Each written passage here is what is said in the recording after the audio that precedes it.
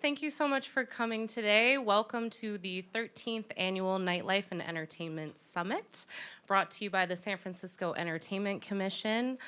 For all of you that don't know me, my name is Maggie Weiland, and I'm the director of the Entertainment Commission. Nice to see, hi. Oh, thank you all so much. Nice to see all of your faces today.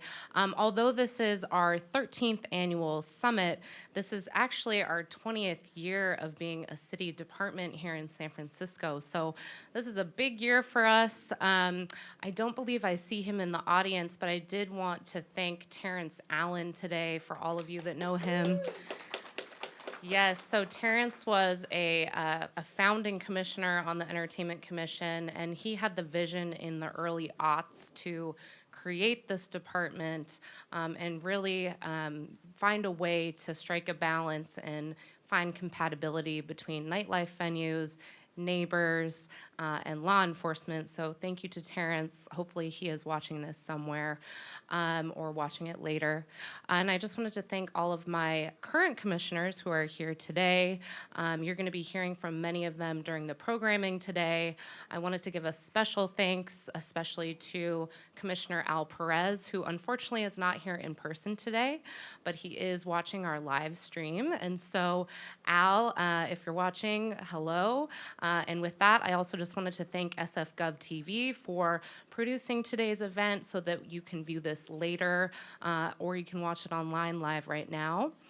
So thank you so much.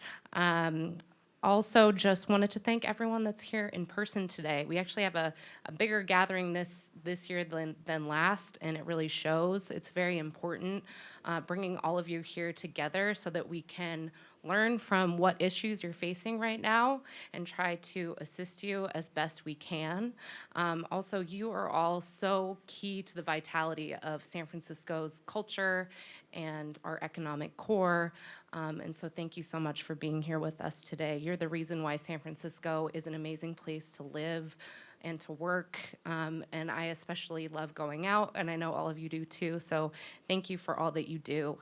Welcome also to 49 South Van Ness. This is a beautiful building. We've been here for just 2 years. Our office is upstairs on the 14th floor, so come visit us anytime. Let's just see. Oh, also upstairs is our permit center, so definitely go and check that out at some point. It's beautiful. We have many city departments that are represented there that are here with us today at our resource fair, which is the first time we're actually doing resource fair, and I loved it. I hope you were able to meet some new people from different departments. We will be bringing that back after the first break, so you can meet with folks then if you didn't get a chance to do that at the beginning. Today's agenda, if you could bring that up. Okay, so this is also in your programs. So we're gonna have some great opening speakers that are with us today who champion nightlife in San Francisco. We're also gonna be premiering a harm reduction video that we put together, and we have 2 great panels for you today. At the end of our summit, we're gonna have a happy hour. That's at Gambit Lounge in Hayes Valley. And we're ready to drink some drinks. We're ready to mingle, so please do come. There's gonna be many opportunities to chat with all of us today, so if there are things that you wanna talk about that are not on today's agenda, we'll have many opportunities to do that. Oh, also just a little note about the happy hour. It is a cash bar, and it is 21 and up, so you can't invite your nieces and nephews, unfortunately. And if you want to eat some food, you can get food anywhere in Hayes Valley and bring it over to Gambit Lounge to enjoy. You can break at any time as well. It doesn't just have to be during the official break. The restrooms are out one of these doors to the left. We also have hot cookie here today, if there's any left, hopefully, I don't know. We also have some free coffee for all of you. Finally, I just wanted to thank my staff. If all of you could stand up, I would love for you to see who the staff are. Thank you. Yeah, so Caitlin Azevedo, Dylan Rice, May Leong, I think, is waiting outside for the mayor right now. And then we have Andrew Zavrina, and we have Sid Zelenak and Mike Fiorentino, who are outside staffing right now. I couldn't do any of this work without all of your support, so thank you all so much. Please take a moment to meet the staff. They're here to support you in any way you might need today and moving forward. I also want to just call out my colleague, Ben Van Houten, who I adore so much. We call him the Beard. He is my thought partner, and Ben and we feel very fortunate because we're able to go and spread the word about what we do with the Entertainment Commission globally. So we share what we do with other big cities, not only in the United States, but in other countries, for folks that are seeking to do something similar to what we do in the public sector in their cities. So Ben, thank you so much for everything that you do. I also just want to say that you'll have another chance to celebrate with all of us at our 20th anniversary holiday party to be announced. I don't know where it will be. Unfortunately, it has to be at an unpermitted establishment, which is very weird, but the ethics rules have changed in the last couple of years, so we have to make sure to stay on top of that. We will invite you to all of that. Make sure that you sign up for our newsletter to stay on top of our information as an office. It's on the postcard outside on our tables. And then finally, we welcome any feedback that you have for us relevant to today's event or just in general. So there's a QR code on the program for today. So you can take an anonymous survey and say, you know, you guys stink, like you need to get better, or we love you, or hey, we have a great idea. Can you, please look into this? So please let us know. Hopefully we don't stink, but we'll take it if that's the case. So I am not sure if we have our first speaker here, so I will introduce her in a moment, and instead I am going to introduce San Francisco's first ever drag laureate, Darcy Drollinger, to the stage.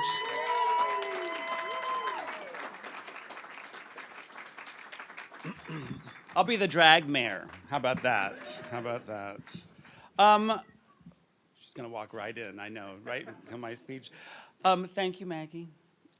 It is really such an honor to be able to talk with you all. I've spent plenty of time watching these events and not actually speaking. And I gotta say, the Entertainment Commission has been so instrumental in what we do. I own the Oasis, by the way, if you don't know. That is on 11th and Folsom. I'm the owner and artistic director. We have been open for a little over 8 years, and we brought back the name that is synonymous with that corner of 11th and Folsom. But we couldn't have, we were some drag queens wanting to open up our own establishment, and the Entertainment Commission was so good to us and so gracious and helping us make this a reality. And I think in so many instances, you don't expect that these larger government agencies are going to really take care of us little people, and they did. And it was a really, we wouldn't have been able to open and get the permitting that we needed to open in such an expedited time if they were not there taking care of us. So I bought out my business partners 2 weeks before the pandemic hit. At the time, I thought it was the worst decision I've ever made in my life, and but it turned out really to be one of the best. I pivoted immediately, and we created Meals on Heels, which is a drag delivery service where we drop off food and a curbside drag show, and it was really about sustaining the culture that we have at Oasis, sustaining our performers, sustaining the restaurants in our neighborhood. We were also the first people to have outdoor dining and drag shows.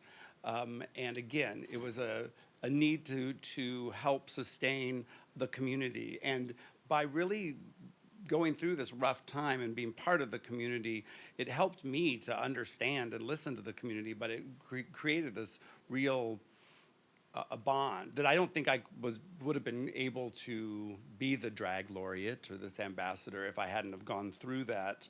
And it took, we even after all that, we almost had to close, and it took a 12-hour telethon and a whole lot of people to save us, but they did.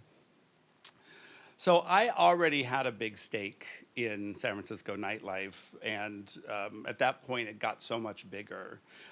For me, people think of San Francisco for a myriad of things off the top of their head, from the Golden Gate Bridge to what else did I say? Oh, to tech. But you also think of drag, and you think of the leather community, and those things are vital. And owning a mostly nightlife establishment, I mean, we do have daytime parties as well. My general manager, Dana, who's here, could attest to that. I'm a huge advocate for San Francisco nightlife, and that is part of what I want to bring to the table as the drag laureate.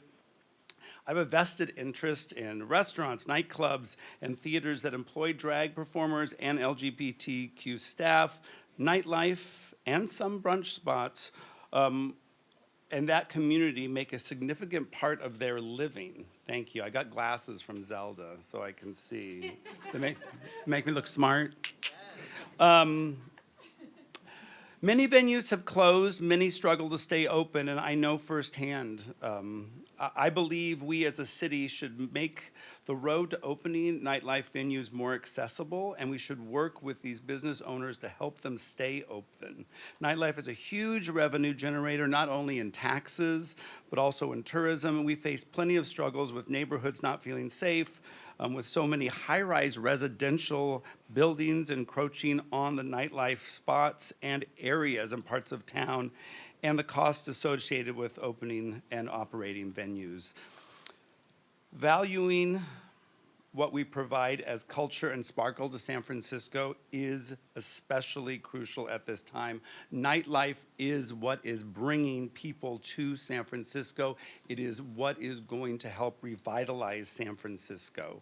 So I think that it is really, we should be really proud of ourselves for what we're doing, but we should also have the expectation that the city can help us, and together we can revitalize this city, I think, through nightlife and entertainment venues. So I look forward to this partnership, a partnership in stimulating San Francisco nightlife, sustaining and invigorating the livelihoods of venue operators, bartenders, technicians, and performers alike.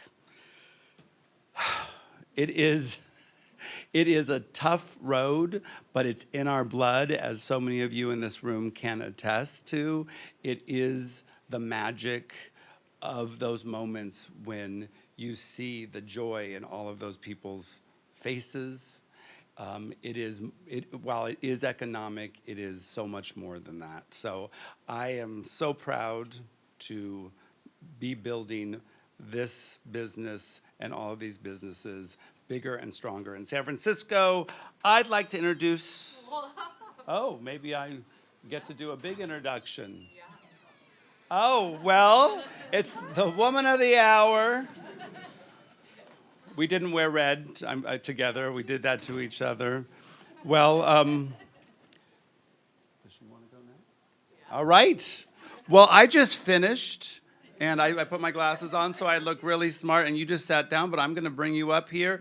Ladies and gentlemen, she's been a great advocate to Oasis. She was part of the telethon that saved the day for us, and so I am having a great time. It's only been a few weeks being the official drag laureate, but we are having a great time, and we got 18 months ahead of us. I am so proud to introduce Mayor London Breed.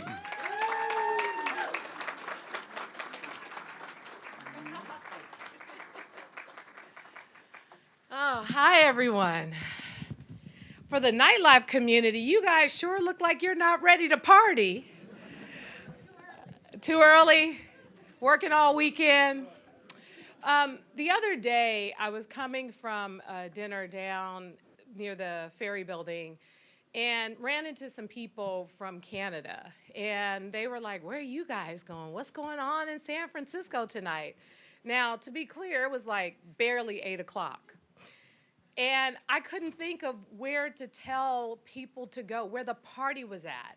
Yes, we have a lot of various local bars and entities and other places, but I was like, man, I can't even think off the top of my head what might be going on a Wednesday night in San Francisco that I can direct someone to. And so, number one, I need a list because I can't get caught off guard like that again.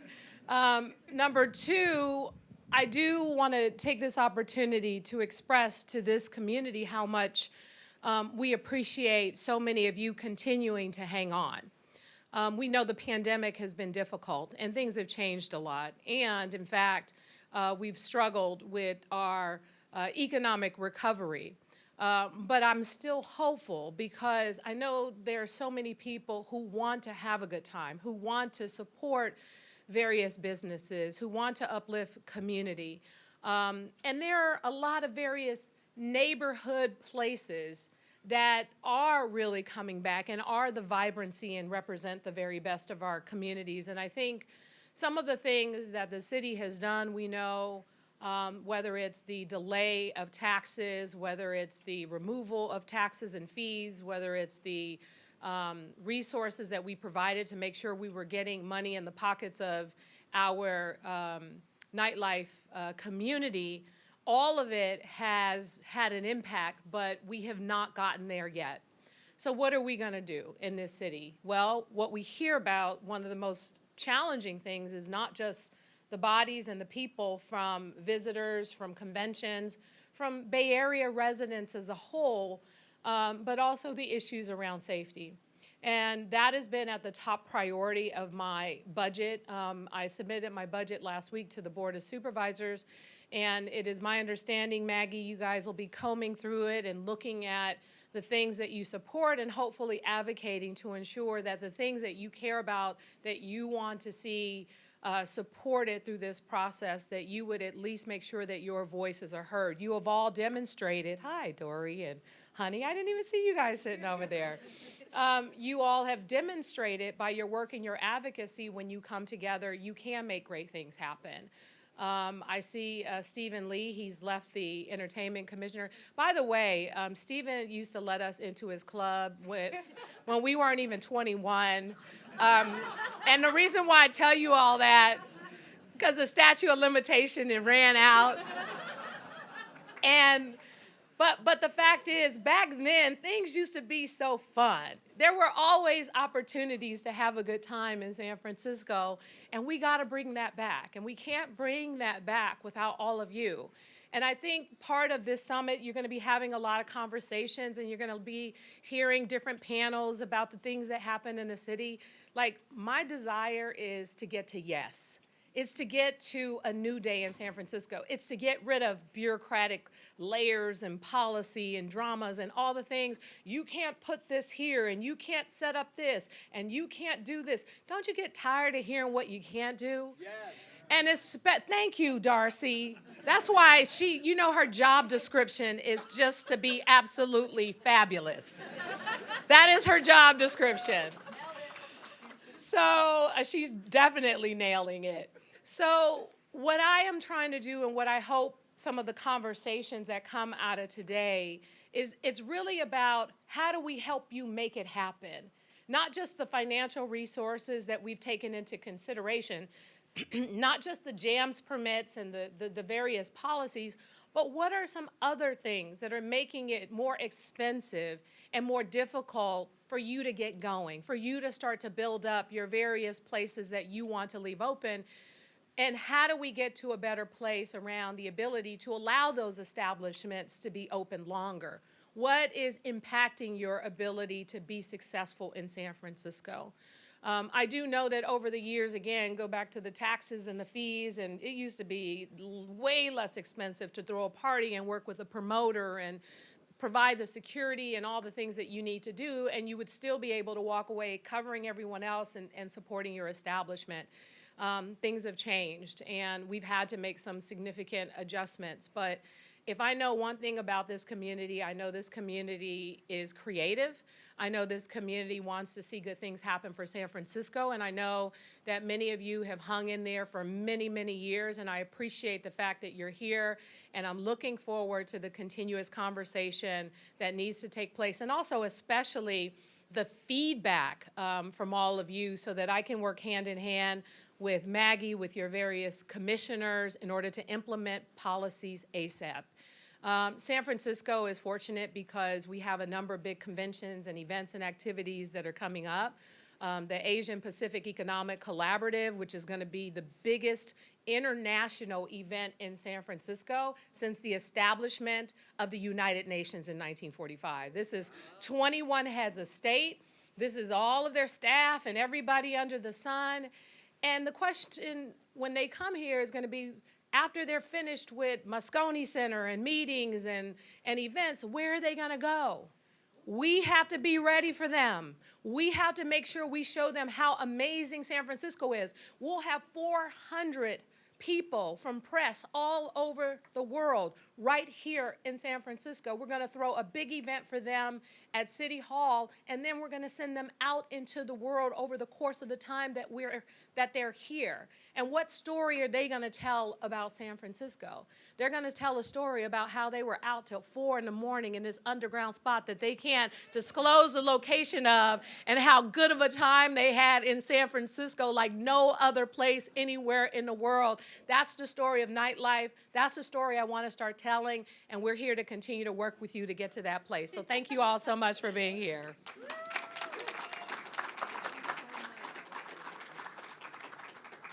Isn't our mayor incredible? Thank you so much. All right, I'm going to introduce our next speaker for today, the wonderful Honey Mahogany, who is here with us from State Assembly Member Matt Haney's office. Thank you, Honey. All right, party people. I actually am very, very thrilled to be here. The last time I was speaking to you all in this setting, we were at Mezzanine. Was anyone there for that? Do you remember that? I have to say, I'm still getting used to this office lighting. I feel like, you know, we need some stage lights and some warm yellow lighting to happen. But no, this is a beautiful building. This is my first actual time in 49 South Van Ness. And it's a pleasure to be here. And it's also a pleasure to see that the city is taking nightlife so seriously. It's also an honor for me to follow, of course, our mayor and Darcy Drollinger, 3 San Francisco natives who are still here and fighting for nightlife. Darcy and I also have some other things in common. We're both drag queens. We're both blonde when I have hair. And we both own bars in the South of Market. We're also both Capricorns, which is why we're both so busy. It is really, really hard owning a nightlife venue in the South of Market. The mayor alluded to issues with public safety and how sometimes the insanity of the streets just gets into your business and gets in the way of you being able to do your job. And so that's something we definitely need to solve. But on top of that, I also agree with our mayor that San Francisco has been and can continue to be a place where arts, culture, and nightlife draws people in. I firmly believe that the reason that San Francisco has been the place where tech has had not just one, but 2 different booms is because innovators, creatives, people who think outside of the box have historically come to San Francisco for that unique San Francisco flavor, for that anti-establishment culture, for the incredible opportunities to participate in our rich and diverse arts and culture scene. And sadly, over the last decade or so, we've seen so many of our most historic venues shuttered. The pandemic didn't help. We got shut down, you know, we as in the Stud, my bar, got shut down at the beginning of the pandemic, and it was really, really heartbreaking.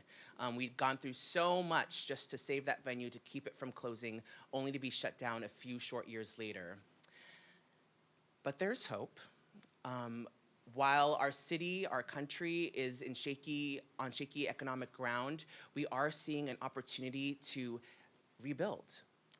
It is now our turn with all these empty storefronts, with all of this, with hopefully rents going down a bit more, with a vacancy tax on the books, that we can actually use this as an opportunity to fill those empty storefronts, to have a resurgence of nightlife. Because I honestly don't know that office will ever come back to San Francisco like it used to be. But what I think we can do is bring back entertainment and nightlife to make sure that when people think of San Francisco, they think of the fun they can have, that when people want to look at places where they want to live, they look at San Francisco because they know they can have it all. They can have jobs, nightlife and culture, great education, all of these things right here in this amazing progressive city on the west coast of California. I'm here representing Assemblymember Haney today. For those of you who've been around for a while, you remember that we established the Music and Nightlife Entertainment Venue Fund during the pandemic. And to this day, Assemblymember Haney is continuing to fight for nightlife. We have worked very closely over the last few years with Senator Scott Wiener and many of our nightlife partners to put 4 a.m.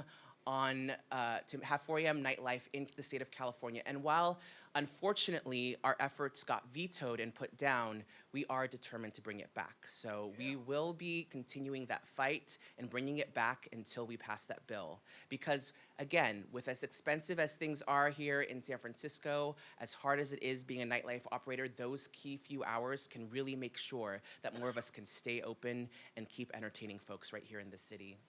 On top of that, Assemblymember Haney has just introduced cannabis cafes legislation. You know, there are so many ways to be an entertainment establishment and venue, and cannabis cafes can be one of them. We've seen it in places like Europe, where they have successful venues of this kind, and we'd like to bring that to California. Give us more options to build the entertainment sector right here. Another thing that really needs to happen, and I speak again from personal experience, is that some of our historic nightlife corridors, areas where we can and should be able to open up nightlife venues, now have nightlife principally forbidden from being opened. And when you don't have those opportunities to expand and grow and add businesses, sometimes things tend to die out. We know that when there's a concentration of clubs and venues and bars, that it increases foot traffic and safety, and that it means that people are going from bar hopping from one place to another. We need to bring that back in SoMa and in other parts of the city. We need to reinvest in nightlife, make it easier to open, prevent us from having to go through all the hoops and paying all those fees and having all those hearings, so that we can open a business, show San Francisco a good time, contribute to our economy, and keep San Francisco alive. So thank you for all the work that you're doing. Please consider Assemblymember Haney and myself an ally. Our office doors are always open. We're in the State Building right by City Hall, Suite 14300. So please stop by anytime, and we'll be in there in the fight with you. So thank you.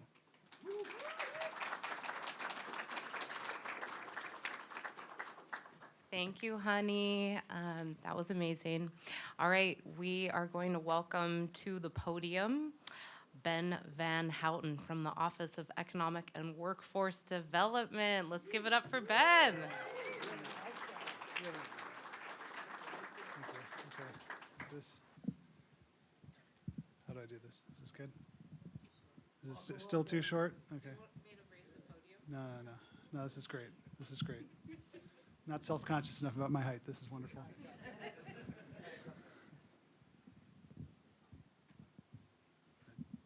There we go. Is that better? Good afternoon, everybody. Ben Van Houten from the Office of Economic and Workforce Development. A pleasure to be here with all of you today. I'm planning to talk about some recent policy wins, some upcoming opportunities for the nightlife and entertainment sector. I was going to start with, well, I think I'm still going to start with, I mean, every speaker so far has acknowledged that, you know, this industry is still in recovery, that nightlife and entertainment were one of or the most impacted industries during the pandemic. And everybody's resilience to get to this point today is amazing, remarkable. It is the result of advocating, organizing, fighting to pull through, and we're still not all the way through it. You know, we know that employment in hospitality and leisure is growing faster right now in the last couple months than in other industries, but it is still down significantly since before the pandemic. We know that attendance is better now than it was a year ago, but it's still down from where it was before the pandemic. And I know that for many, 2019 wasn't great either. So we can't just go back to a pre-pandemic standard. That shouldn't be what we aspire to. So, with that in mind, I think everyone being here today, a lot of the things that I'm going to talk about are the result of advocacy, organization, coalition building that's already happened. Keeping up that work, and I mean, you've really honestly heard every speaker today say, let's keep building your asks, articulating your needs, organizing and pushing to get the support that you need to support this city. So with that, I'm going to run through a couple of recent developments that I think are interesting for the sector and hopefully creating some new opportunities. Music venue liquor licenses. How many people in here are familiar with a Type 90 liquor license? Oh, wow. All right. Oh, great. This is you don't often get that many hands in a room raised.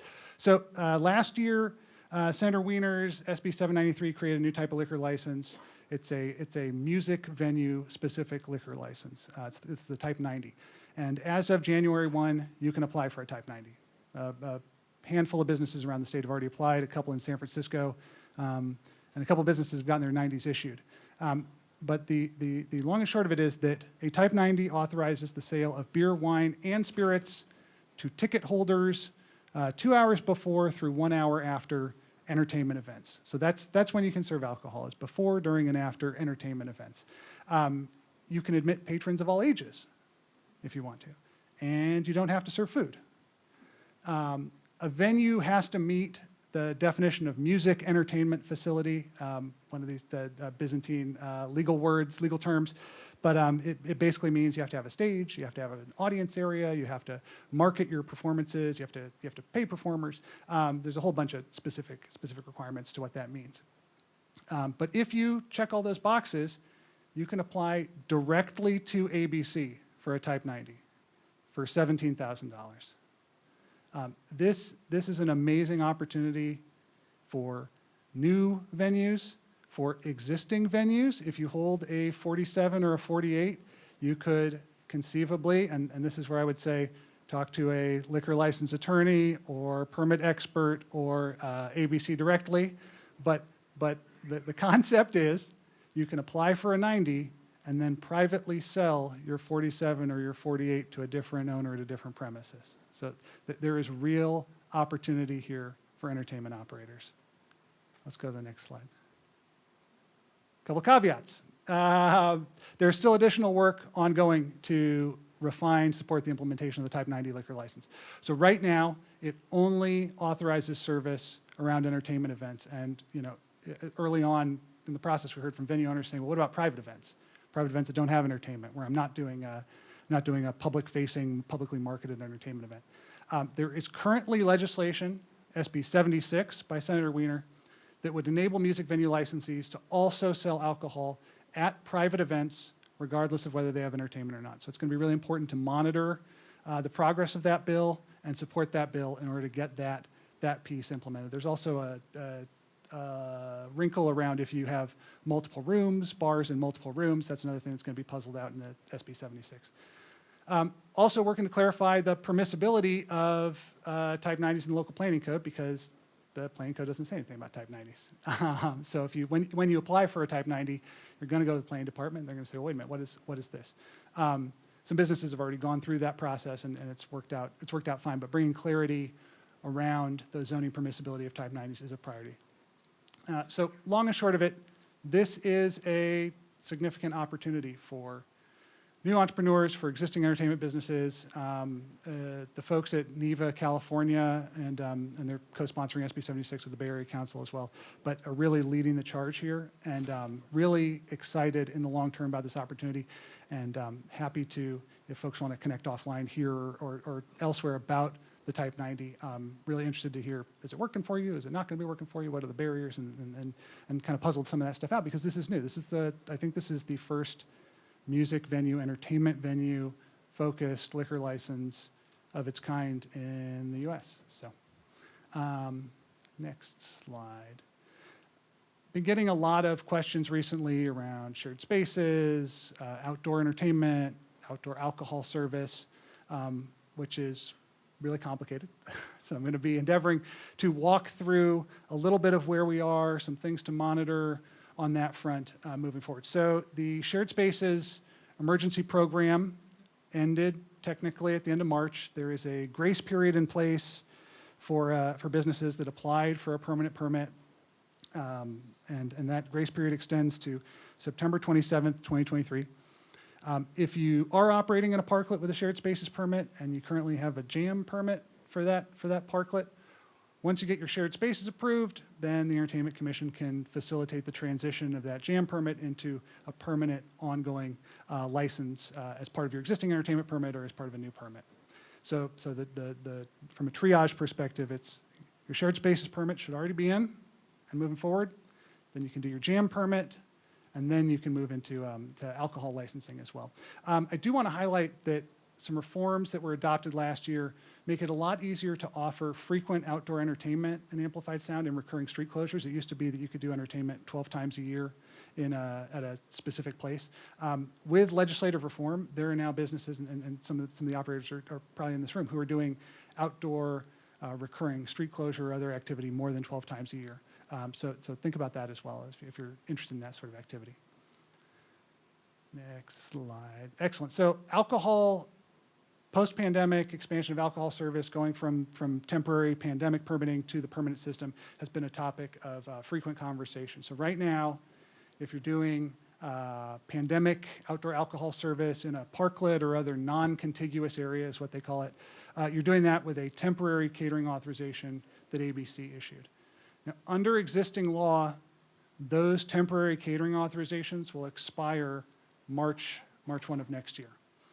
So under existing law, in order to move from the temporary alcohol permitting under the COVID-19 temporary catering authorization to permanently serving in that parklet or other non-contiguous area, or any area that wasn't part of your existing premises, you're going to need to file to expand that premises before March of next year. However, there is pending state legislation right now that would extend the COVID temporary permits until July 1, 2026. So if you are concerned about the conditions that you might get as part of the permanent licensing process, if you are concerned about potential hurdles in the permitting process to permanently expand your premises, if AB 1217 is adopted, your temporary permit will be good for 2 additional years. As a result, and this bill is pretty early in its life cycle, but it passed the Assembly unanimously. So I would continue to monitor this year to know when your temporary catering authorization is going to end, because there's a good chance at this point that these things could still be valid until July of 2026. Additionally, for businesses that are looking to permanently license outdoor space, especially when they have entertainment, we've been hearing feedback and concerns from business owners around the conditions being suggested or imposed on their licenses around outdoor space, around the ability to use amplified sound in outdoor space. We are working with SFPD, the Entertainment Commission, and ABC on bringing some increased coordination and consistency to how licenses are being conditioned, especially with respect to entertainment permits. So I think where we are trying to head is to encourage alignment between departments, so that if you have an entertainment permit, your liquor license conditions can align to follow the rules of your entertainment permit, as opposed to having a different set of sound conditions. So that is an ongoing project that we're working on, but I'm really pleased by the momentum so far. Next slide, please. Several other state bills moving forward. AB 374, as Honey mentioned, Assemblymember Haney's bill to allow dispensaries to sell non-prepackaged food and drinks and tickets to entertainment events and consumption lounges could be a really important step forward in the integration of entertainment into cannabis spaces. SB 76 is the music venue liquor license bill that I mentioned earlier, but what it would also do is create the ability for local governments to designate entertainment zones So common outdoor areas where restaurants and bars could offer to-go beverages that could be consumed in that common area. So restaurants and bars could create block parties. They could be a partner in a street festival and serve drinks that could be consumed within that area, subject to whatever local government rules, restrictions, regulations are imposed there. And then SB 495, Senator Dodd would, right now, there was all sorts of to-go and delivery creativity during the pandemic. Right now, the rules are that restaurants can serve to-go drinks with meals. SB 495 would expand that to include the delivery of cocktails, not just to go, but delivery for restaurants and bars without the meal requirement. So another possibility there. Next slide. Locally, there is a lot of work underway on a number of fronts. There have been important efforts to reduce barriers to entertainment in a number of zoning districts. Folsom Street, Supervisor Dorsey led some work on Folsom Street to relax permanent barriers to entertainment venues on Folsom Street, but certainly some more work that absolutely could be done in the South of Market to expand opportunities. Limited live performance permit areas there's now expanded opportunity there, and now Polk Street LLPs can go until 11 p.m., which is a nice improvement. We are continuing to explore further streamlining and further reforms to support nightlife and entertainment. Over the past 4 or 5 years, we've done a number of local legislative efforts to make it easier to start a nightlife and entertainment business, but the work is certainly not done. We're also working in partnership with the Entertainment Commission on a number of projects related to downtown economic recovery. One of the mayor's recommendations in her downtown recovery strategy is to transform downtown into a leading arts, culture, and nightlife destination. We're currently gathering data to develop a arts, culture, and entertainment zone downtown that would support both attracting nightlife, but also retaining those key nightlife and entertainment anchor destinations that already exist in the downtown area and that are really important to the success of the area. Excellent. Wonderful. 2 more short updates. SF Live is an outdoor concert series that will be curated by local venues. We have some really great production partners that we are working with: Parks Alliance, Noise Pop, Union Square, and Illuminate the Arts. That series is going to kick off in full in spring 2024. And there will be more information about how local venues can participate coming in the next few months. Union Square is going to be doing a pilot series of concerts starting soon. Again, we'll have more announcements about that real soon. And we're also going to be working with our partners at Plinth Agency and Cultivate Labs on a social media campaign designed to showcase local music and nightlife to, again, build that brand that San Francisco is a music and entertainment city. Finally, Bay Beats, the public library, is launching a digital local music collection. I just think this is the coolest thing, so I bring it up in every slide deck. So we're encouraging local artists to submit to their program, get an honorarium, become part of a local music collection through the public library. And I think that might be, is that it? Oh, no, jeez. My department is hiring. And we are hiring a person to help with the economic recovery of the arts, culture, entertainment, nightlife sectors. We have all sorts of cool projects, but would desperately love some additional help to help all of you be as successful as you can be. So please encourage people to apply. Please apply. I think it's a really good opportunity. I will say I have been doing this work for, it'll be 10 years next week. So to have a second person doing this work is, you don't need to clap, but thank you though, that's very kind. To have a second person doing this work and working to support all of you is going to be really just make all of us more effective. So I really appreciate it. And with that, I think that's it. Were you going to do this more? Okay, yeah, very good. I hope that wasn't too boring. Thank you, everybody. I'm going to be around, so if you have questions or want to talk more. Oh, wow. Okay. No problem.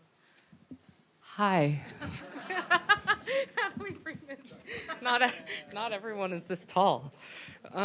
Okay, so thank you so much, Ben. That was wonderful. And you spoke the perfect amount of time. So All right, so I wanted to welcome to the podium Commissioner Laura Thomas, who is a huge champion of harm reduction in nightlife, and she's going to help premiere the video that we all put together. So here's Laura.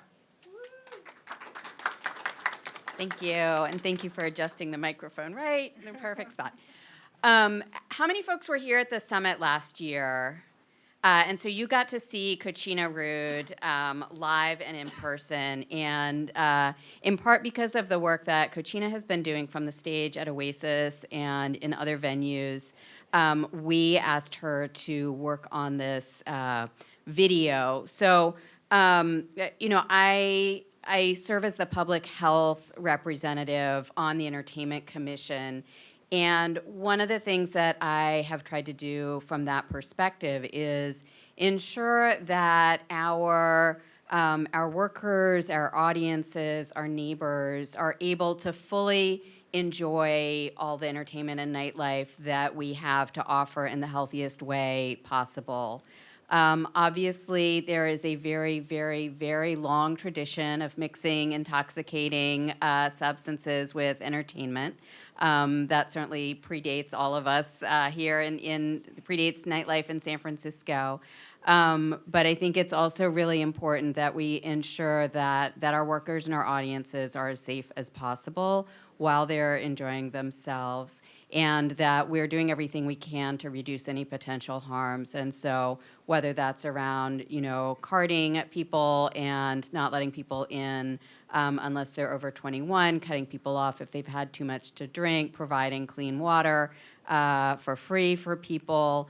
One of those is also ensuring that we know how to recognize an overdose, an opioid overdose, and know how to reverse it, and that we and our staff and our community members are trained in how to do that. So that is why we decided to create this video as an initial training video so that anyone can watch it, can quickly learn how to use fentanyl test strips to understand if there's fentanyl in any substances that they may be doing, as well as how to identify and reverse an opioid overdose using Narcan.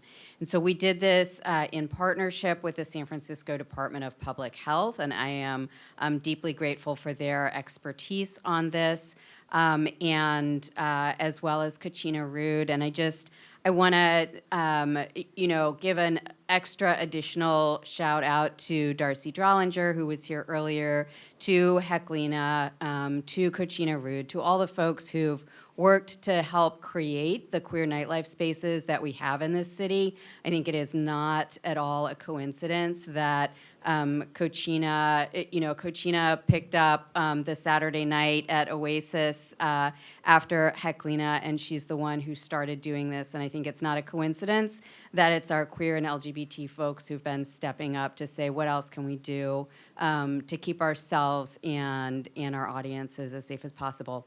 So with that, I'm going to hand it over to Dylan to hit play on the video and enjoy the world premiere.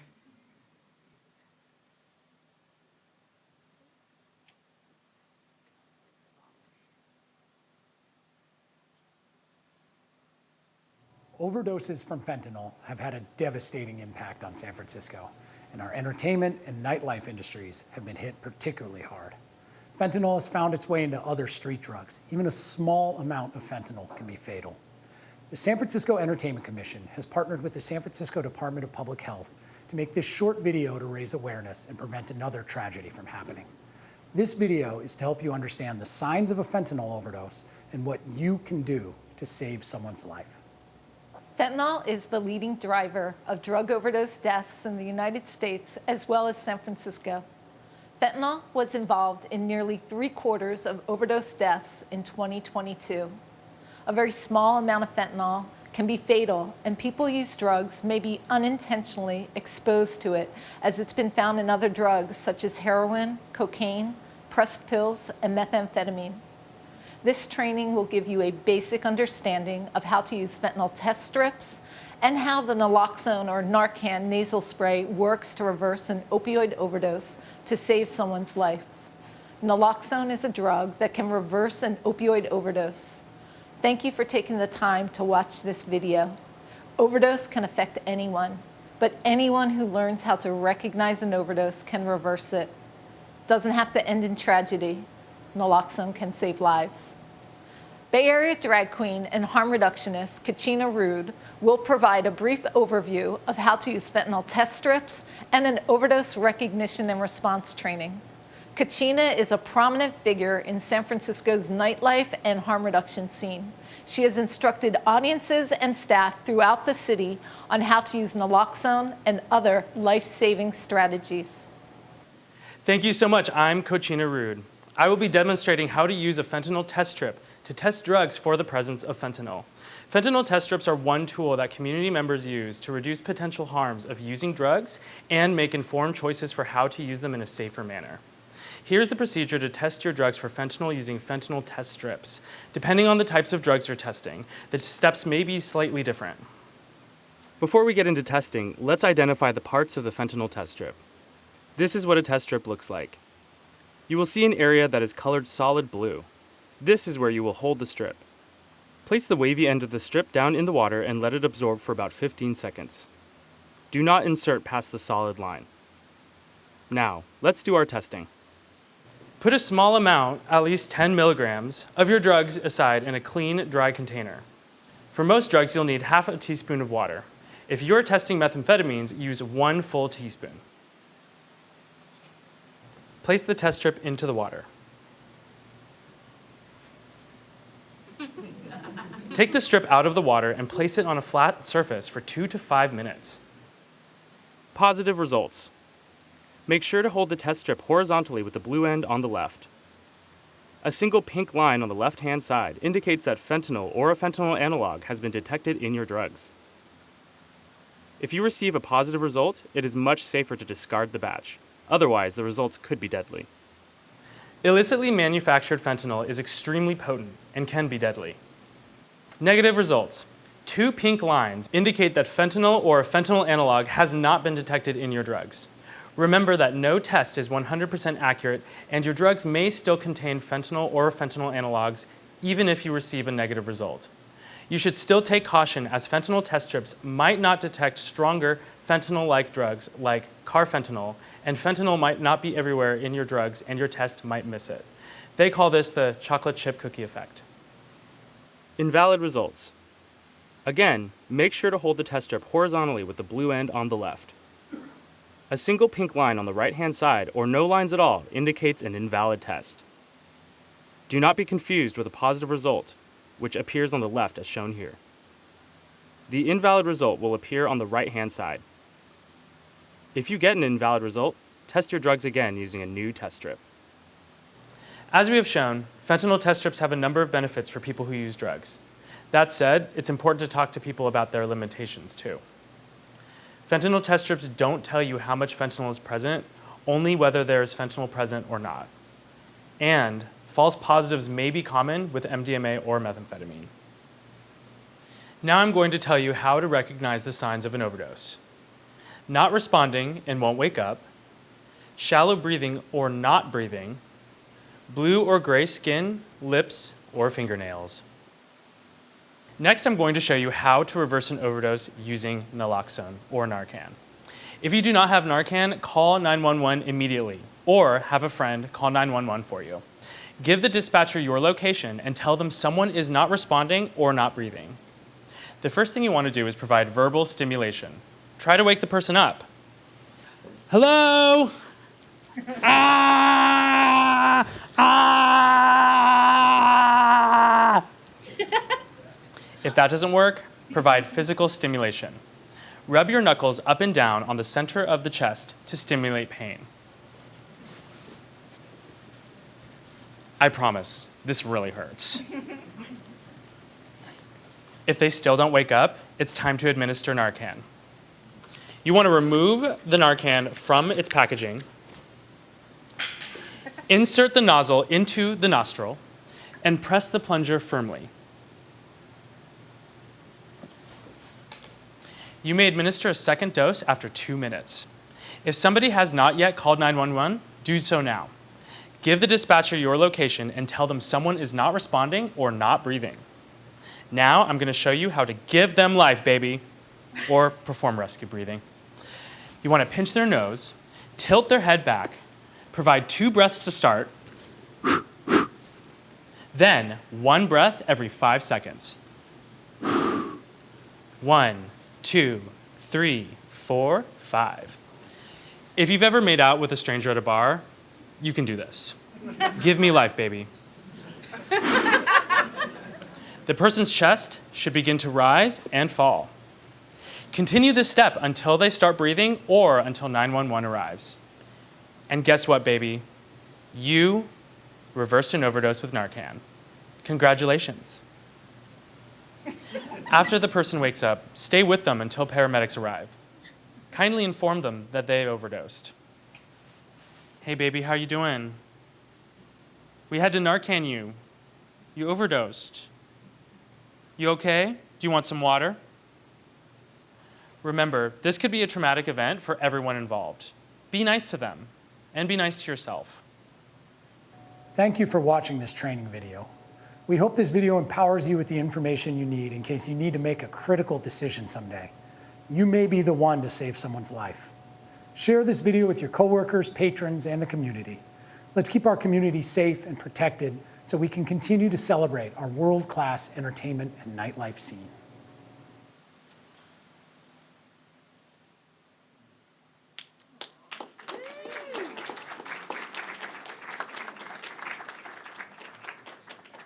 All right, that was awesome seeing that on the big screen. So that is available on YouTube. SFGovTV's channel. It's also going to be within the Entertainment Commission's social media channels and our newsletter. Please feel free to share that with everybody that you work with. I hope it was illustrative of the process, and I hope you don't have to do that, but you now know how. So with that, we are going to take a break, I believe until 3:15. So you have about 18 minutes until we come back for our first panel. We hope you enjoy the end of our resource fair and come say hi. All right, everyone, we're gonna get started here in just a minute, so take your seat. All right, well, good afternoon, everyone, and welcome to What's Ahead for San Francisco's Small Business and Downtown Recovery panel today. My name is Joaquin Torres, and I'm the Assessor Recorder here in San Francisco, and the former Director of the Office of Economic and Workforce Development, and these issues are near and dear to my heart, which is why I leapt at the opportunity to be with this esteemed group of both city leaders, as well as entrepreneurs and visionaries who have personal stories to share with all of you about how we can move forward as a community and as a city, and ensure that the cultural and economic vitality of San Francisco can continue and move forward. I'm going to be asking my panelists if you would just share a few brief sharings of who you are to introduce yourself to this group, and then we'll begin with the questions. First, I'm going to hand it over to Katie Tang. All right. Thank you very much. Hi, everyone. Good to be here with you all today. I'm Katie Tang with the Office of Small Business, and our office helps entrepreneurs start, stay, and grow here in San Francisco. And we are here as a resource to connect you to anything you need, any questions related to small businesses. And I'll pass it on to my colleague here, Kat. Hi, I am Kat Daniel. I'm the Director of Economic Recovery Initiatives for the Office of Economic and Workforce Development. My team is really focused on understanding how the city's economic recovery is progressing, and then working on coordinating the city departments around initiatives to support economic recovery and taking on special projects that don't really live in another department within the city. Hi, my name's Andy Chun. I have 4 businesses, all downtown, so I'm the happiest guy in this room right now. Schroeder's was celebrating our 130th anniversary this year, so we've seen a lot at that place. This Friday, we're throwing our party, so if anyone's around, we have a Brass Mafia, which thanks to you, it's coming on, DJ coming down. It'd be great to see you guys. We have Press Club, and then with my partner Kevin, we have Pacific Cocktail Haven and Kona Street Market. Just a quick thing, isn't there something specific that's happened recently with PCH?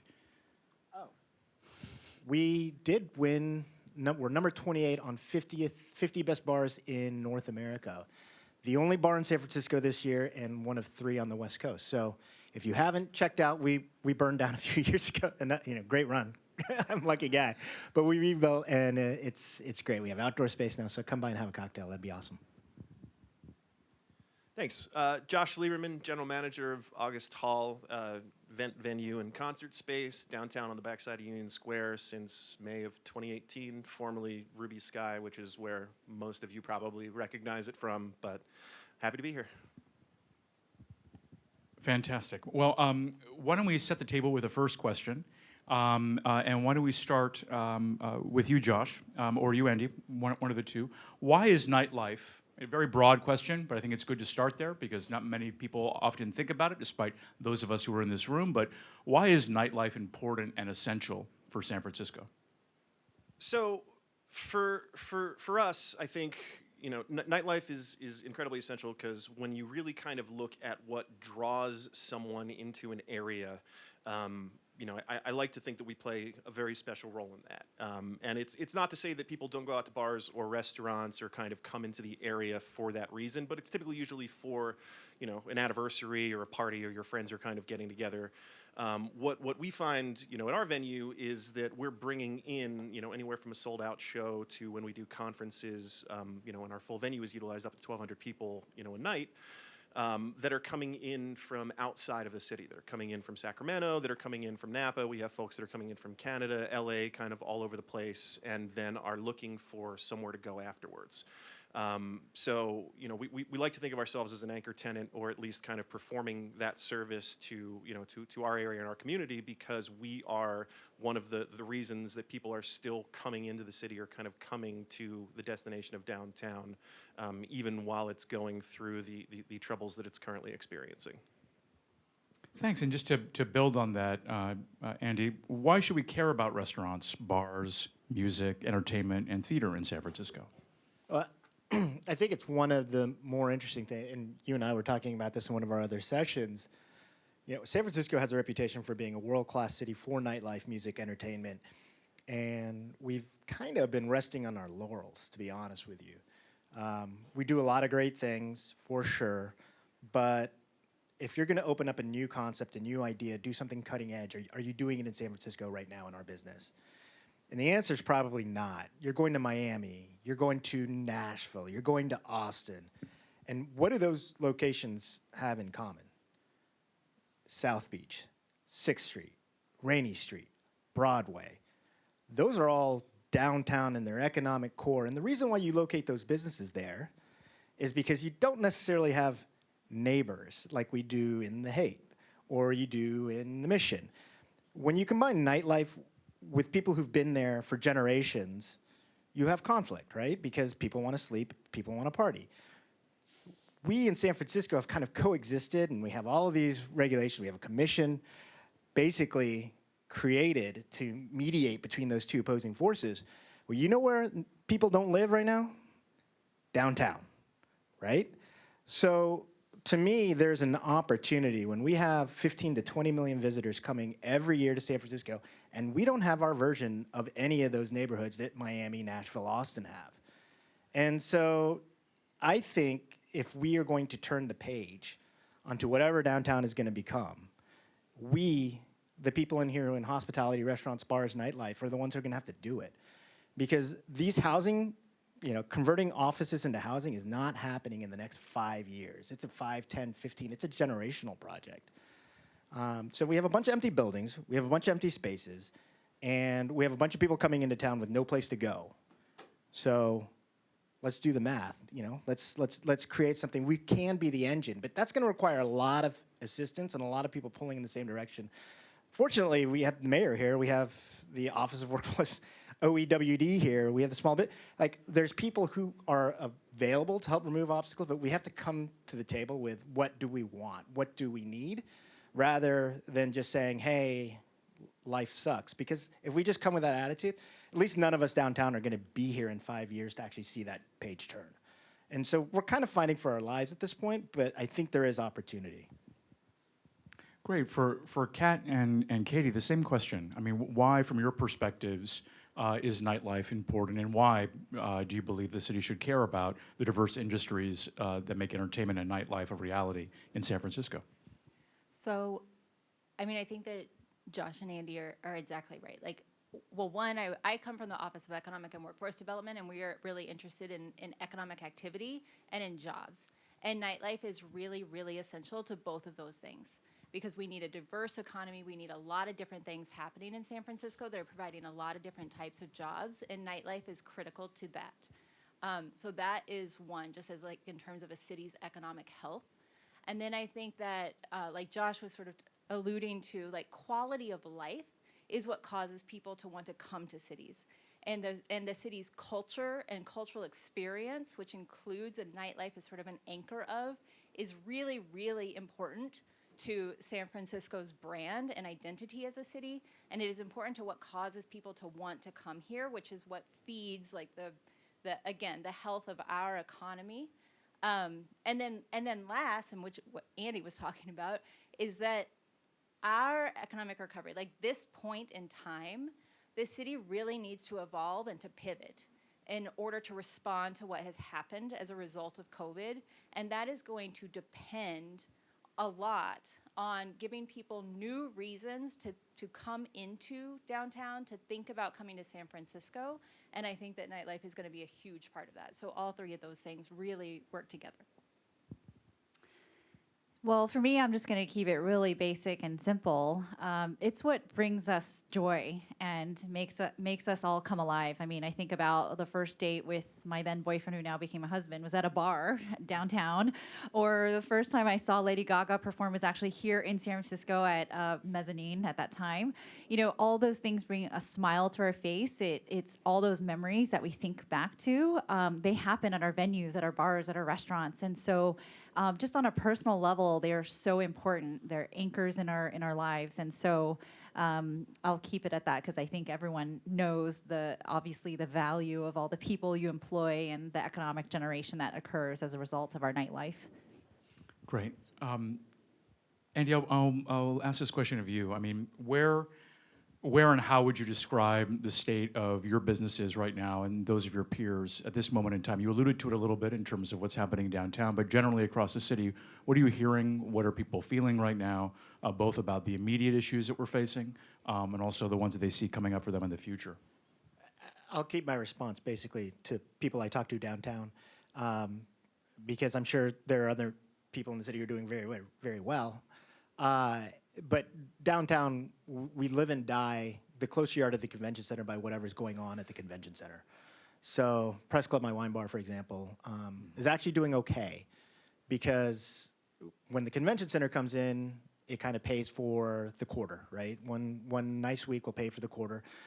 But we used to do big numbers on Friday and Saturday nights, and now we are 1/10, 1/15. You know, there just aren't people going downtown in the ways that they used to. And I hear that pretty uniformly. Like, you look at Minna, right? Minna used to be a place that we remember Thursday nights at Minna. It was great. They're an event venue at this point, right? I've got the beer hall, Schroeder's. We are Tuesday, Wednesday, Thursday.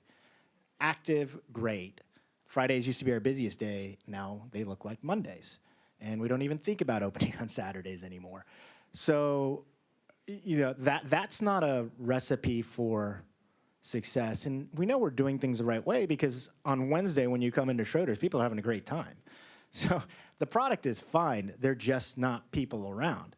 And so when you sort of look at the next 3, 4, 5 years, right? Well, the convention center, you can look at it, it is getting better. And the conventions that have been pulled off this year have done well. So as that business increases, it's like, okay, there's a little bit of a baseline. But we're sort of just waiting out the clock to see if things get better. And so far, I think we've kind of hit a plateau since basically fall of 2022. I know a lot of you guys have venues in this area too.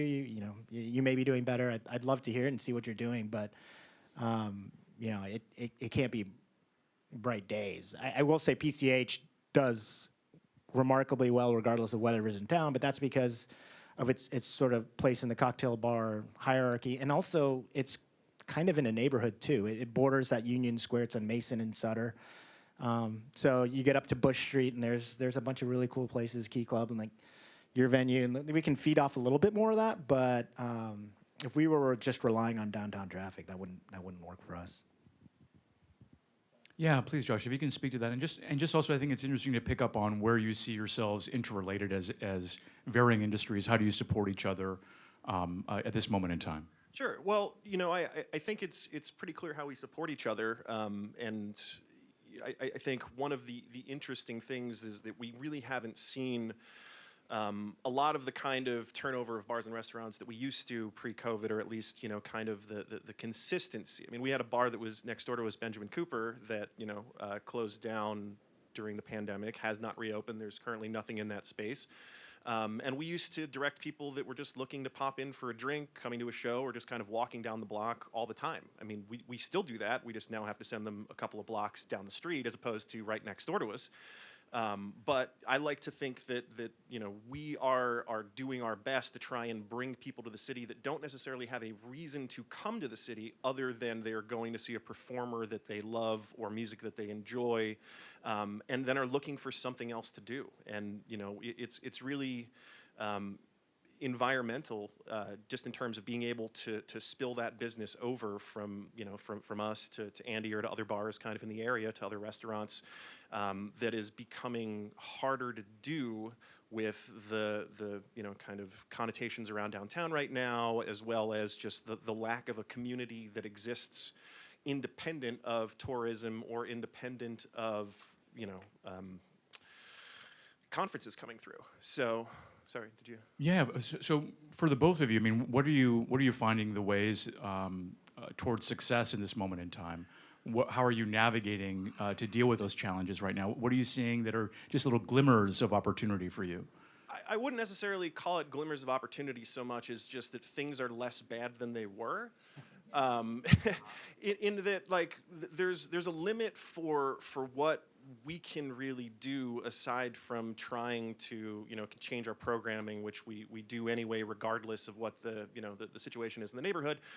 We're largely dependent on conferences. We're largely dependent upon, you know, the kinds of events that come through those. Concerts for us are not very profitable. We still put them on because there's, you know, a need to do so, and you know, we love putting on concerts.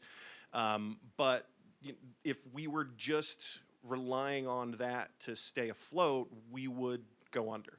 And you know, I think that we have certainly seen a change in what the neighborhood has looked like over the last year and a half, comparatively to what it was, you know, deep in the depths of COVID. But it's still not what it was before. I don't think it's ever going to get back to what it was before, at least in terms of the same kind of dynamics that were creating that environment. And we're still wrestling with a lot of the problems, if not more problems, that put us, you know, one bad news story or one bad incident away from all of that kind of going away entirely.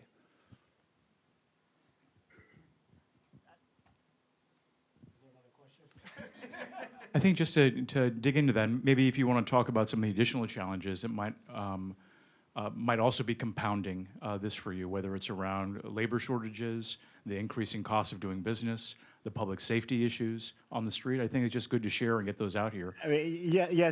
I mean, you guys all run your own venues, so I don't think I need to tell you how hard it is and difficult it is to operate a business in San Francisco, nationally, whatever, right? It's a horrible, horrible business that we do, that we only are in because we're crazy, crazy people who enjoy making people happy. But if you took the amount of time, effort, and capital it takes to do what we do and applied it to any other business with this type of return, it just doesn't pencil, right? There's no reason there should be this many restaurants and bars, but for the fact that we love what we do. Unfortunately, it's becoming increasingly difficult to sort of make that bottom line work, even in the best of times. And pre-pandemic, we were seeing that, right? We all know minimum wage is going to $17 an hour on July 1st. $17 an hour. 1807. We're at 17 right now, sorry.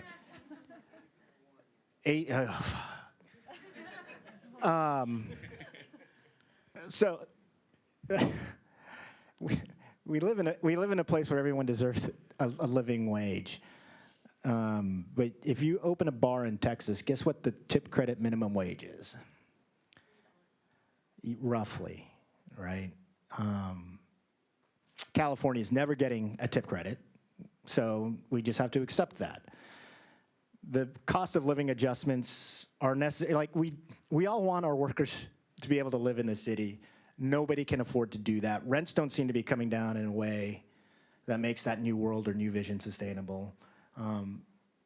But we somehow still have people coming in and wanting to work from places that might take them 45 minutes to get here. How long can that continue when we can't generate the top line revenue to give them the tips and everything else to go through? I don't know, right? Yeah, we're all just kind of. So pre-pandemic, right? The secret sauce was, for me, being downtown, so we had a very consistent office crowd coming in, and it was private events. And private events are still the thing today that are paying for everything. If you're one of those places that just relies on, traditional service and people coming in and having a drink, like, God bless. I can't make that business work. So it's how much can you charge for buffalo wings, right? $18? $21 for weight? Because we're going to find out. That's basically how much can if you have a burger for under $20, like, how long can you do that for? I don't know. So I want to get to the part of the conversation where we get to more hopeful things, but you guys know it doesn't. Everything's broken. Everything is broken. So for for the city leaders here, who've graciously given their time to be on this panel, does anything here resonate with you? Include of why do you do this work at this moment in time? But also, is this in alignment with what everyone is hearing right now? Is there momentum that you feel being built in the city right now to respond to these challenges? And how are you part of that solution? I'm really tempted to hand it to Katie, but no, I mean, I think that we absolutely hear this every day. Everybody is really hurting, and I think, like, as a city leader who is focused on this, one of the hardest parts is trying to figure out what are the resources that the city can put towards this, knowing, as we saw in COVID, that, like, the city's resources, if it acts alone, is just, it's not even going to be a drop in the bucket. And what is the time lag in which these resources are going to hit the street, and versus, like, what the businesses desperately need. And so I think that everybody at this stage is very, very cognizant and in agreement about all of the need and the pain behind that need. And I think that what I hope out of conversations like this is that we can really start to focus, because when everything is broken, everybody's trying to do everything at once, and that is difficult, and it's difficult to figure out, like, what needs to take priority. And I think really candid feedback is helpful from this group and from all of the other sort of representatives and stakeholders around, like, what is going to be most impactful, so that we can start running in one direction at once with agreement and input from you all who are on the ground. Well, I'll just say my takeaways are we all need to drink more, and we all need to go to more shows and help these great venues and businesses. No, but I think that, when we say that everything is broken, it is such a great opportunity to push for the changes that were difficult when times were good. And so our office has really been trying to work hard with people like Ben, who have heard from many of you about the challenges, right? Even pre-COVID, and what are those things that we can now have that chance to get through, whether it's legislation or other changes, local or state, that, again, were not possible before. So I find that to be an exciting opportunity, and why this is a very interesting time. And we will continue to pursue those changes, so we definitely want to hear from you, your suggestions. Just building on what we heard in terms of downtown recovery and how important that is just to the realities that people are facing right now on a day-to-day basis during a season when we'd expect more people to be coming into the city. How do you respond to some of the short and long-term issues that were just raised in terms of what Andy was saying around, yes, of course, reimagining downtown is something that's essential to us. We're happy to see the city move in that direction. But what does this mean for today? What are we seeing today as quickly as possible to support our industries?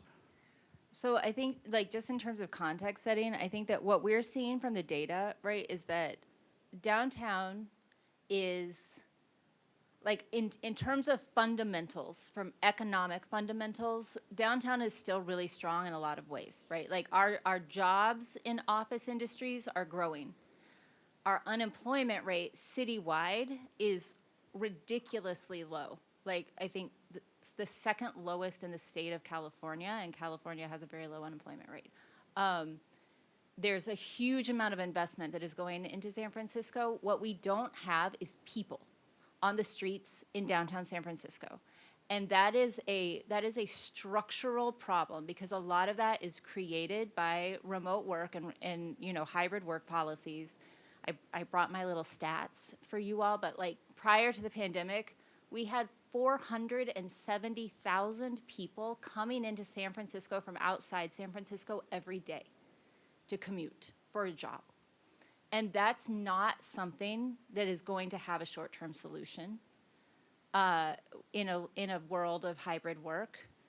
And then it has the ripple out effects that you all are experiencing, right? So we have a huge office commercial vacancy rate as offices are contracting. That means that those people are not coming in, and that's leading to like the deficit of people on the street. And that is most concentrated in downtown, but it's rippling out to all of our neighborhoods because when you have that many people coming in, they go places beyond downtown, and it's felt in our neighborhoods as well. Our tourism industry is doing better, but it is not there yet. And all of that leads to lack of eyes on the street. It leads to perception problems that are snowballing the issue and sort of the hesitation of people to come back. So I think that, like, Joaquin, to your question, we have a long-term problem to solve. I don't think that there are going to be a lot of short-term fixes, but there is a tremendous amount of headway that I do think that we can make in the short term. And I think that the things that we are focused on in order to make that headway is first and foremost, and you hear it on the news every day, is street conditions and making sure that our streets are comfortable and welcoming for people to come. So that they are, and then the perception, which has blown up beyond anything I think that we, you know, can put back. The genie is out of the bottle, right? Like we have this national narrative about San Francisco, which I think focuses very, very specifically on our biggest challenge, to an extent that if you are not living in San Francisco, you think that is the only thing about San Francisco. And that is something that we need to change. And I think that there is a lot that we can do in the short term to address this situation, and that is contributing to really challenging street conditions. And there is a lot that we can do to work on the perception problem, which is part of but separate. And then I think that the other thing that my team is really focused on, and that I think the city is really focused on, is then also like, how do you support the businesses that are going to proactively draw people into the city and invite them to come in, because there are really interesting and exciting things that are happening, because that is the only way that we're going to get people to come back in to see for themselves that like we're really turning a corner. What specifically are you guys doing? You talked about specific, what is For each of those things, so we've got, for clean and safe, the city has created, we've created 12 different kinds of response teams, because there's a really, really complicated situation in our streets. And we don't have enough police force to respond to, nor should the police be responding to every single situation themselves. And so we have different street response teams to respond to different kinds of problems that are happening on the street. And then we are trying now to really coordinate those so that they're a lot more effective, they're working together, and they're able to cover a lot more ground. We are also similarly working to make our cleaning a lot more efficient and work together with like public and private agencies that are responsible for cleaning, again, to coordinate and make this efficient. Because what we have in San Francisco is a wealth of resources, and we need to coordinate those better so that they can really accomplish as much as they are supposed to instead of working in silos. So that is a lot of what we're doing on the clean and safety issue. In terms of the perception problem, we are working very hard. That is a really, really difficult problem to get our arms around. And it is something that city government is not particularly strong in terms of PR and marketing campaigns. And so we are, thanks for the laugh. And so we are we have set forward a couple of different campaigns. One launched a few days ago, maybe you have seen it, but the Always San Francisco, never the same, Always San Francisco, that is to bring tourists, and that is mostly playing in outside markets, but is to bring tourists back into San Francisco to remind them of how interesting and exciting San Francisco is. Similarly, we have created a Heart of SF campaign that is focused specifically on downtown and trying to show people the interesting and new things that are happening in downtown, not just the doom and gloom stories. We want to do more. We've done a Make San Francisco Your Future, which is really aimed at businesses and trying to bring businesses back into downtown, because we do need those offices. We need to bring offices back into San Francisco so that we can have their workers coming back in and patronizing the establishments in the Bay Area. And then lastly, and I'm sorry that I'm talking so long, but I just really do want to respond to your question with specifics. Like we have put forward a couple of other things. Like the last year, we've done, I think, on order of of 25 different activations, and we have tried to focus those activations on being reoccurring so that they can build momentum. And those activations have been largely focused in downtown. Maybe you have seen like the Let's Glow, the light projections on the big buildings to bring people into the city to see the lights and then go to the restaurants and go to the bars while you were out there. And the Bhangra and Beats that happened last month, which again brought a lot of people and vendors into the city to have a huge dance party on Battery Street, and then with the intent afterwards that they would go to the restaurants and go to the bars. And so we're trying to do creative things like that in order to bring people and change this perception idea. I think the last thing that I would leave you with, because is what we want to do in the future. And so I think we put forward the mayor put forward her roadmap to recovery, and one of the things listed in that is sort of this idea of really reimagining downtown as a destination, and what we can do in working with industry in order to create like an arts and culture identity for downtown, working with the businesses to put together a package of like how could they amplify their footprint, the interest and the foot traffic coming to them, through cooperative programming, shutting down streets, waiving fees. We're open to anything, but I think that is what we really want to explore in the year going forward. Absolutely. And then just on a hopeful note, I know we hear a lot of conversations around tourists who say that they're never going to come back to San Francisco. They don't want to come to San Francisco. I just had a conversation with folks from the Ambassador Theater Group who talked about the moment we get our clients, our audience members, to come in and see a show, the hellhole they were expecting, surprisingly, from their point of view, does not exist. And they were glad that they came, in contrast with what's being shared in the media, which is why the perception issue is so important to address collectively. Secondarily, conservative, Republican couple that I met 2 weekends ago who happened to be coming to San Francisco shared the same story. We were reading all the stories on the news about this hellhole, what was it going to be, and we walked outside our hotel and it was a bunch of bullshit, right? I love San Francisco. I always want to come back. They're walking the streets throughout their time here, day and night.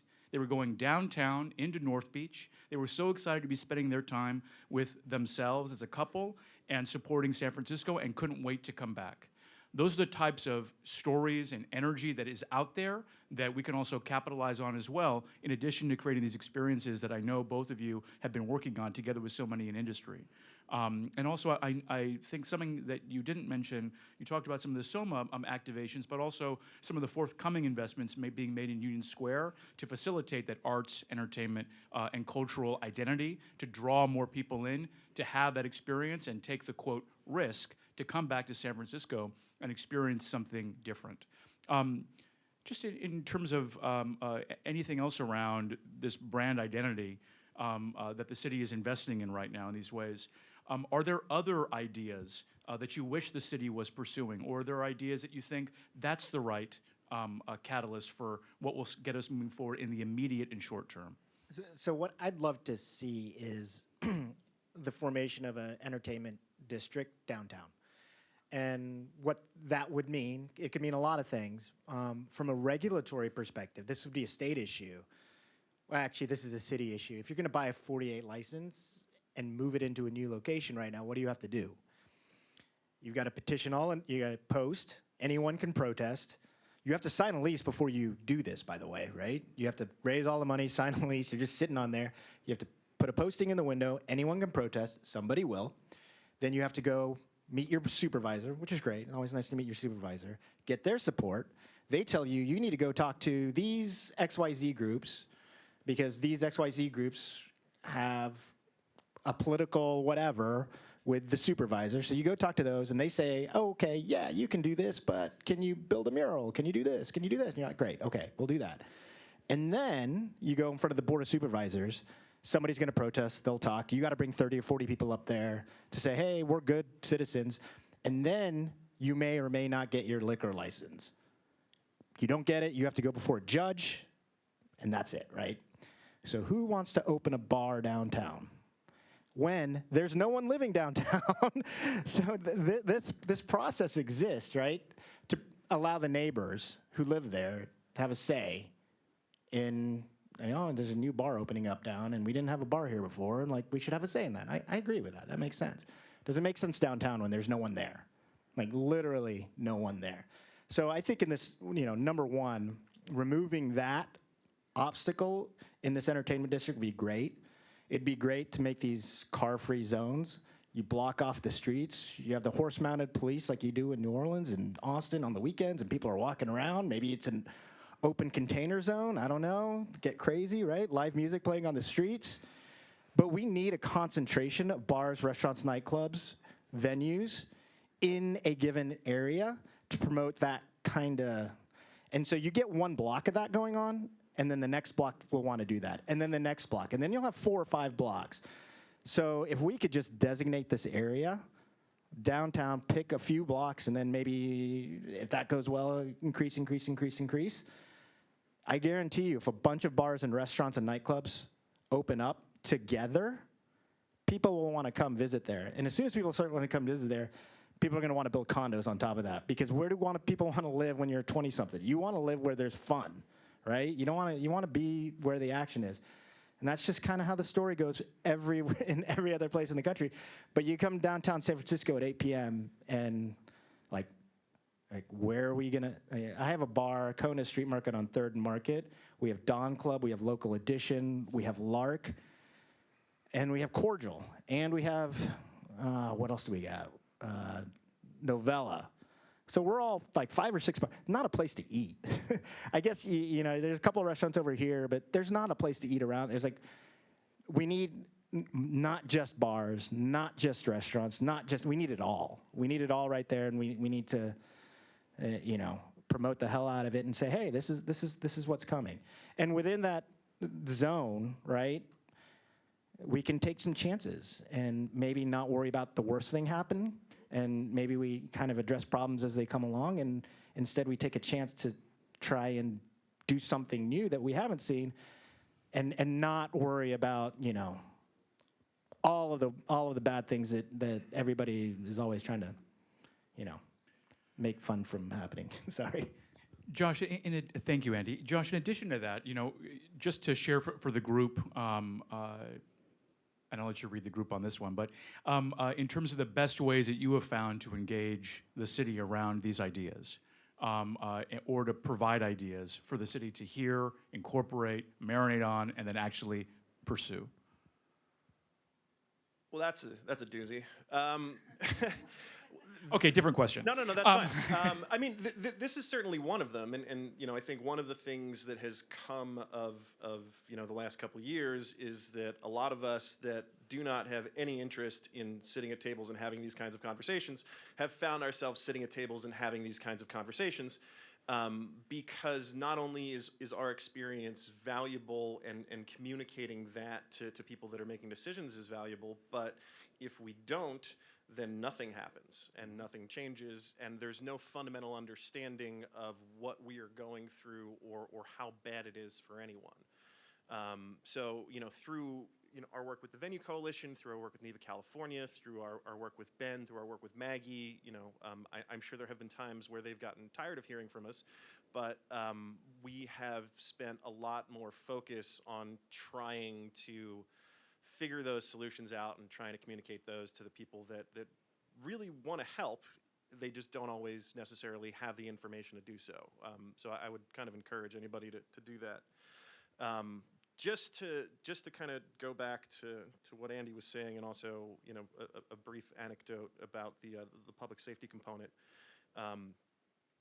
It's harder for me to have these kinds of brainstorming sessions these days, because the deeper that we go into the rabbit hole about policy changes that could make a difference, it becomes more and more as though we are trying to slap a Band-Aid on a severed arm.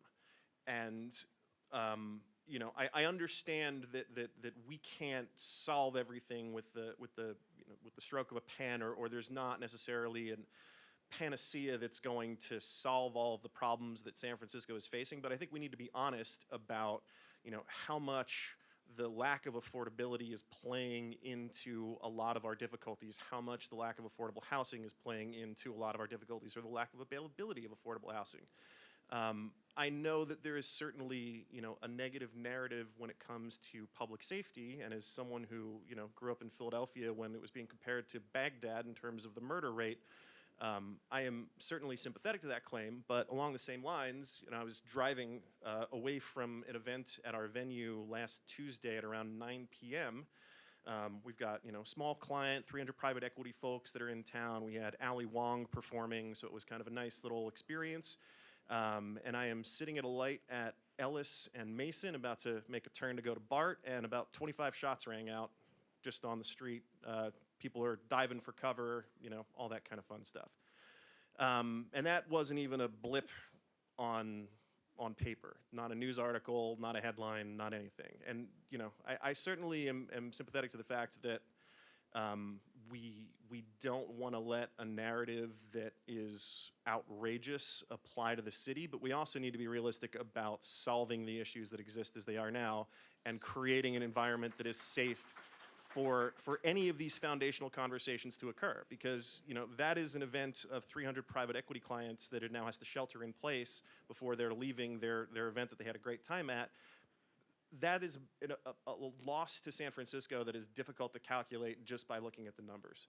And you know, I know that it's not going to be a lot of kind of easy decision making, but I think that for anybody that is having these kinds of experiences, or having any kind of experience that is affecting your ability to do business, reach out as much as you can, talk to people that are willing to listen and are happy to have that conversation, and move the conversation forward as best you can, because if you don't do it for yourself, no one's going to do it for you. Thank you, Josh. And then just from Kat or Katie, just to kind of close us out now, just as advocates for, as both of you are, for chipping away at the bureaucracy, together with Ben, together with Maggie, together with so many of you, what are you seeing right now that's hopeful? What are you seeing right now in terms of movement that you can legitimately share with a group like we're with today, around where you're seeing opportunity to be hopeful and for movement? Sure. I mean, I'll just say that every day in our office, it still continues to impress me how many people come in through our doors seeking assistance to start a new business or to expand a business here in San Francisco. And it shows us that people still have dreams to create a business, no matter how challenging it might be. And so that gives us hope every single day, every single person we're able to help. I've also been really encouraged when I'm going out there in the community on these merchant walks and I'm seeing all the creativity around these new businesses forming and all the different ideas that they have and that they want to mesh into one single place that maybe was not possible before. But they're pushing the boundaries and in turn pushing us to think differently about what, how we regulate and how we should maybe not regulate so much. So I really thank everyone who has taken that risk here in San Francisco and shown us really what we can do here collectively. So that gives me hope every single day, and just want to thank you all who are in this line of business and just really slogging through it every day, but bringing us so much joy. I think that what Katie alluded to at the beginning, I think that we have political will around some things that San Francisco has not had political will around in decades. And it is allowing us to move things forward that would have been a complete conversation stopper prior to the pandemic. We've made some tremendous headway around housing production and bringing new tools into how we can create housing that nobody would have contemplated prior to the pandemic. And I think that that is true around permitting as well, and some of the business permitting. Prop H passed, and then the Small Business Recovery Act, which really set a foundation that we need to build on, but to allow business permitting to move so much faster. And so I think that there is a lot of potential there. And then I think also COVID maybe it is the situation we're in now, but showed us as a city how to coordinate and cooperate better. And that is leading to so many more efficiencies. Departments are talking to each other that never talked to each other before. And from a layperson, from an outsider perspective, I think the only thing that I can tell you is that we're coming out of our silos so that we can connect dots that to date have been completely separate from one another and cause things to break. And so I think that as a city official who is trying to chip away at bureaucracy, I mean, those two things have been tremendously hopeful for me in this. Great. Well, I want to thank you, Josh, you, Andy, Kat, and Katie for contributing to this panel right now, and thank all of you for spending the time to be with us. Just to acknowledge some of the themes here, acknowledging what's really happening on the streets, so we know we're dealing with reality, ensuring that we're aware of the investments that are being made, and centering arts, entertainment, and culture in a real way, and taking advantage of that momentum today and pushing on that collectively to ensure that these industries that are essential for the soul of our city and its future, I believe, can continue to move forward and grow. So I want to thank, and also not just chipping, but taking a sledgehammer to some of the Baroque policies and programs that really need to be rethunk. That's a word, I think, so that we can really make the change that we want to see. So I just want to thank all of you again for the time, and thank you for all of your work and supporting San Francisco.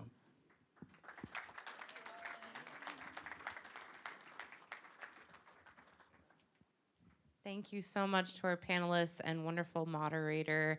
If you all need to get up and use the restroom, feel free, but we're gonna jump right into our next panel in about 2 minutes. So head right on back.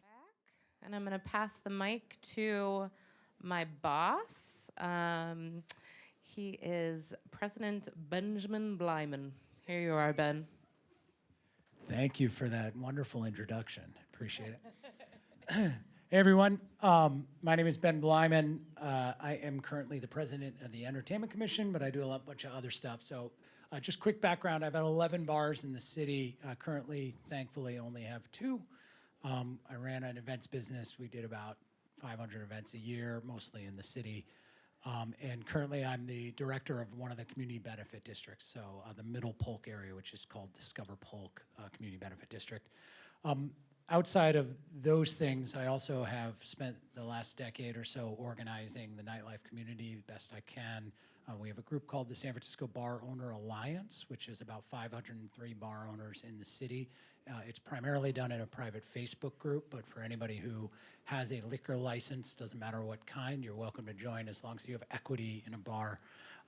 And recently, and this is worth noting, with some others, we founded a statewide nightlife advocacy organization called California Nightlife, CalNight, and you can find that at calnight.com. We're doing a lot of work on the state level to unplug some issues that affect us down here.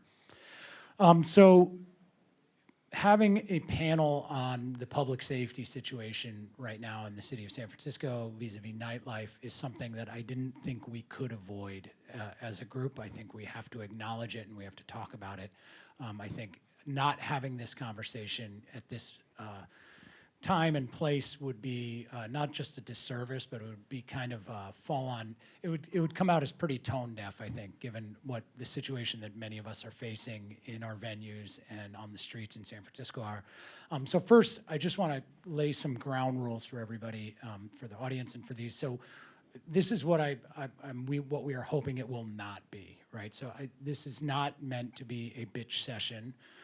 Where we compare stories of the latest person on fire, covered in their own poop, running through the streets. We've all been to meetings like that. We've all heard those stories. We don't need to try to outdo ourselves with those things. This is not an opportunity for us to give into hopelessness, too. The city is clearly going through a rough time right now around public safety and cleanliness.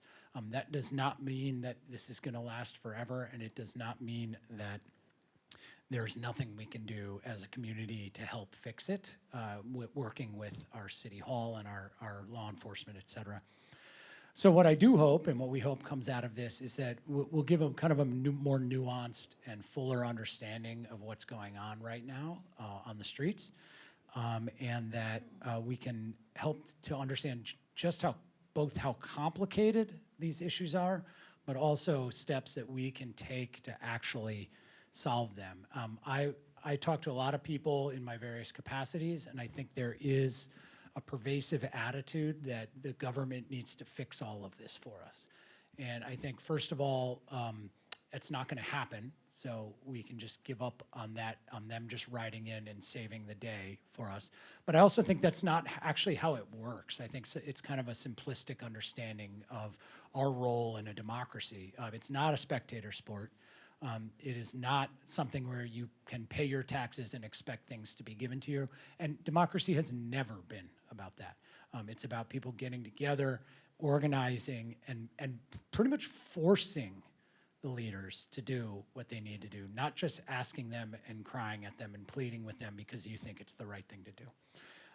And so we've had success in this in the years. We've gotten a number of pieces of legislation passed. I was the primary on Prop H, which has done great things. We've done zoning changes. We've done liquor license law changes, all these things that have helped us in a net positive. And I hope we come out of this conversation with a little bit of hope and a little bit of, they called it pulling in the same direction in the previous panel, and that's what I'm hoping we can do. The other thing too, just on that note, is I believe that we are going through an incredibly hard time right here in the city of San Francisco, but I've been here in the city for 20 years, and this is a once in a generation opportunity to rethink this city.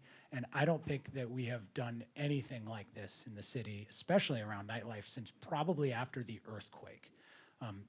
Whether it's the dot-com crash or the 2008, the flexibility and the room for vision and rebuilding in a new way right now, I've never seen anything like this. So for a smart, motivated individual, we might find ourselves with just incredible opportunities going forward. So with that, I want to introduce our panelists, and we have one microphone, and I think I'm going to run it the same way Joaquin did, which is to have everyone just spend a minute or two just introducing themselves and talking a little bit about what your interest is here and how we might, what you bring to the table. Let's put it that way. Start with Sin. Hi, everyone. Hi, everyone. Can you hear me now? Okay. I'm Sin Wang. I serve as the urban planning representative on the Entertainment Commission. You may wonder why, since I'm in the insurance business.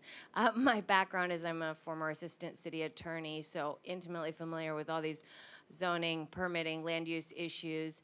I also used to manage public policy for Airbnb, so very involved in hospitality. And today I have the honor of working with my family business, which insures more than 1,000 entertainment, nightlife, and hospitality businesses here in the Bay Area.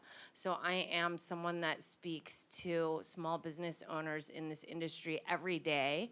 I know all the pain points. I try to be really involved in local politics because, as Ben said, government isn't going to come in and solve our problems. We have to be out there organizing and advocating. And I truly believe small business and what nightlife brings are the cornerstone of our community and our city. And so I try to be very, very involved in that. And one of the things that I think are barriers to rebuilding nightlife here in San Francisco is rising costs, and especially in the insurance and risk management space. Much of that is, of course, connected to public safety issues.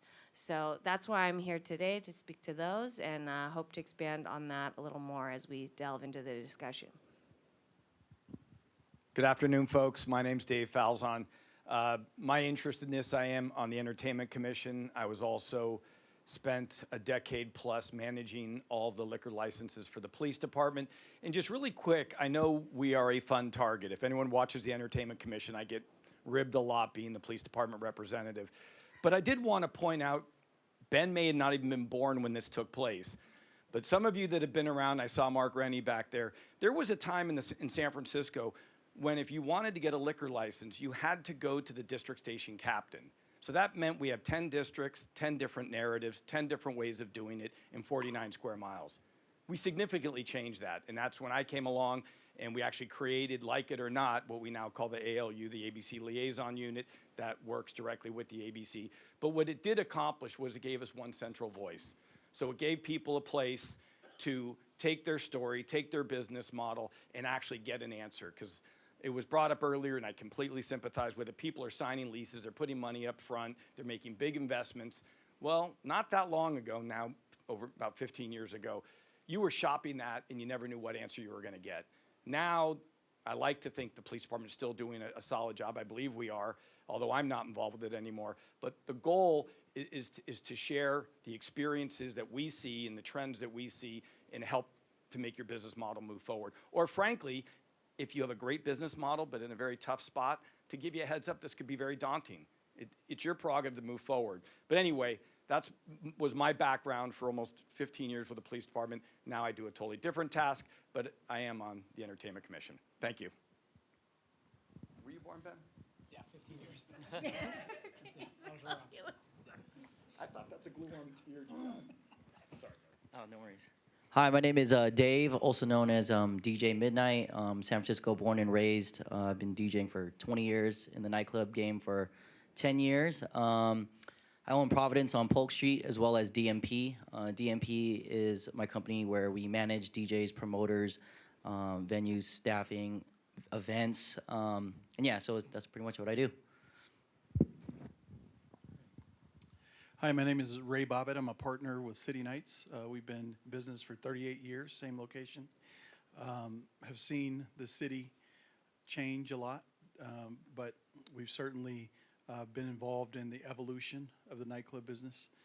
When we started, and I've been there for 34 years, we were in basically a warehouse district, myself and Stephen and others, where there was just warehouses. And that evolved, and all of a sudden we found ourselves surrounded by neighbors. So we played a pretty critical role in making sure that there was a alignment between residents and nightclub venues, especially ones that have large capacities. And we've played significant roles in just kind of helping the nightlife safety process develop. I'm part of the Community Police Advisory Board for Southern Station. I'm also on the Chief of Police's African American Advisory Committee. And so we work in alignment with the police department with respect to nightlife safety.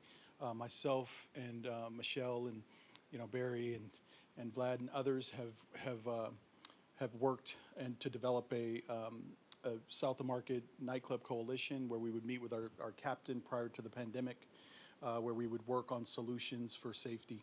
And so I'm really excited to sort of bring that experience here and offer that, whatever direction and pathways we can to get through this time we're in now. Us being here for 38 years, we've seen it all. And I could tell you one thing. Ben mentioned the earthquake. We were here when that occurred. And it really created a situation in which we had to market our product and market ourselves out of that. And so the previous panel talked about maybe city government not being that great at promoting, but the best group of people I've ever met at promoting and doing PR is us. So it's a great opportunity for us to bring nightlife back, and happy to be a part of the panel. Why don't you keep that microphone down there and we'll do like a snake draft here. It'll keep going back and forth like a fantasy. That was a fantasy reference, sorry. Football, fantasy football, not my personal fantasies. So the first question, and we'll start with the venue operators, is just specifically around safety and security. On the streets, inside your venues, nearby, in your general area, what are the biggest things that have changed since COVID that seem to be still going on now? Well, I think that we have a venue that is a large capacity venue, so when we let out, we have a lot of people on the streets. But I have to say that we are doing probably better than we did pre-pandemic. So I know we've heard a lot about the struggles in the city, and one of the reasons why we believe we're doing well is because we are promoting, and we're talking and speaking to our customers. And more importantly, we're creating a pretty safe environment for them from our standpoint. So the thing that has really changed for us is we've had to extend our perimeter further, meaning that before we were really focused on the areas within the best practices of 100 yards, whatnot. But now it's important for us to go further. And so what we've done is we've hired private security. We've encouraged our customers to park in certain areas. We've distributed information to our customers with respect to car break-ins and how you can prevent that from occurring. We've distributed that same information to them with respect to cell phones.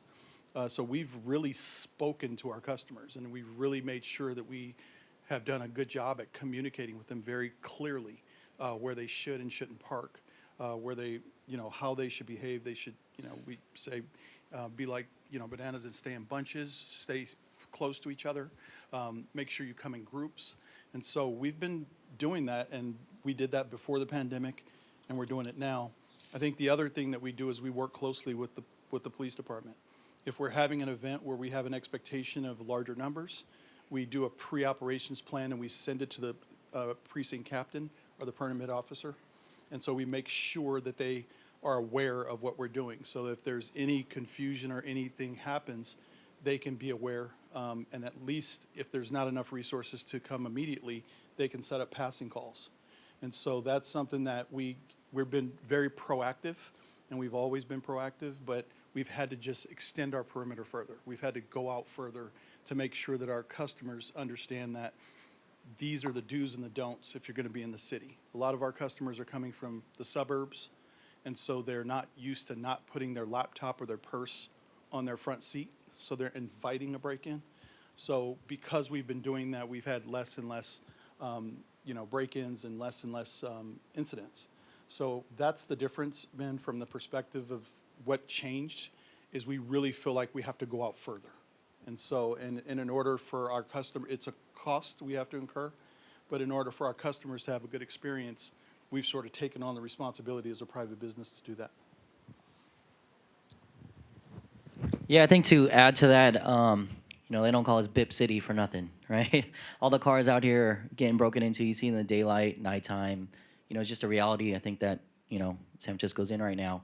And I think a few years ago, it wasn't such a big thing, in my opinion, in nightlife, where you had to worry about if your customers' cars were going to get broken into and stuff like that. But I think the most important piece here is, awareness and talking to your staff about being aware about what's going on outside. You're talking about extending your perimeter, but also being outside trying to prevent things from happening and being aware of, like, you see a car pass by a few times, maybe you should pay attention to that. Maybe you should let your customers know, like, hey, if you had anything in your car, make sure you don't leave it visible, and stuff like that.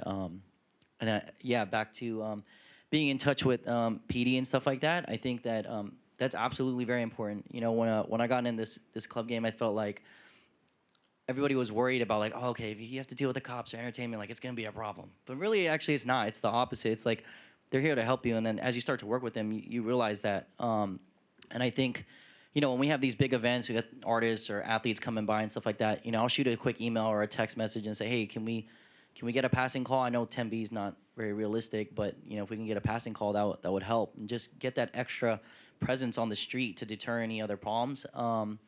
Another thing that we started doing after the pandemic was escorting customers to their car. So if we saw, a group of girls or, somebody who's maybe got a lot of jewelry on, or not even just that, but anybody who looked like they may need an escort to their car, the DJ with their backpack, the photographer would say, hey, where are you parked at? Okay, can you wait right here while we get another group of people, and we'll walk you guys all together as one to your vehicles. And I feel like that's actually made a really big difference for us. Well, I think both Ray and Dave summed it up well. I think something, and this has evolved, this was even before the pandemic. I think people serious about their business do recognize the police department as an asset, as an authentic partner. And I like to think the days of they're out to get us are in the rearview mirror. But there are realities right now, and that is we have to do more with less. And I gotta be honest, that was a narrative we started 15 years ago, and we're now down 600 cops. So it has pivoted. But with that said, I think communicating with your district station, giving them the heads up about events that are coming up. I think if you have the communication, or you set up the communication where the district station knows that maybe you are gonna have a VIP, or even when you see that car looping the block that just isn't looking quite right, you can always call the non-emergency 553-0123 and request a passing call. If we're available, we will respond. Anytime we put a marked unit out in front of a business, if that's what we're being asked to do, we'll do our best to be there. And that alone can get that bad actor to pivot to somewhere else. And that's the first big step. But I think the quick takeaway here is building an authentic relationship with the police department. Take the time out, go to your district station. You can just walk in. The captain may not be available. We are 24/7 still. That, God willing, isn't gonna change anytime soon. I don't see it happening. But make a visit in there, make an appointment for the captain if you can, or the permit officer, or the administrative sergeant, and start building that relationship. Because a lot of us still live in town. A lot of us have our kids going to your venues. We're going to your venues. We want it to be a positive experience. From a kind of like high level view, what we were seeing during the pandemic is a lot of property claims. This room knows it very well. A lot of glass claims. And we are still seeing that, but it's all about what folks were saying earlier, which is about foot traffic. So downtown, I'm seeing that a lot more, but in other areas like Hayes Valley, west side of the city, Mission, we're seeing that foot traffic coming back, and some of my clients' payroll and sales are higher than ever. A lot of it, I think, has to do with parklets and extra seating that they didn't have before. So that's giving me a lot of hope going forward, and I think the path to recovery downtown is paved with culture, nightlife, and entertainment. I'm really excited and invigorated by some of the ideas that were discussed today about the entertainment zone and some of the changes we're seeing there. But what is kind of a dark signal for me on the insurance side is costs are soaring. Carriers don't even want to write nightlife anymore. If you own a bar or a club in this city, you know you have like one or two options, and even that might be really limited on the admitted market. You might have to go into excess and surplus lines, and folks are paying like $50K, $100K for insurance. So there are a couple ways to bring down those costs, and there are people that specialize in this, but that to me is kind of a looming barrier as we're trying to rebuild this industry. Since you have the microphone and we're on the subject of insurance, so I think a lot of us here have seen our insurance costs. Mine doubled at a small bar, so we're at $50,000 a year, I think, for a tiny little bar, which is insane. What can you give everybody here just an idea of, like, if there is any recourse toward the cost of insurance, how one might strategically go about finding maybe different options? And then a follow-up to that is, on the policy side, when you actually file a claim, we've seen claims denied in my cannabis dispensaries on little technicalities that they're trying to do, and I'm sure that's happening en masse on anything they can. What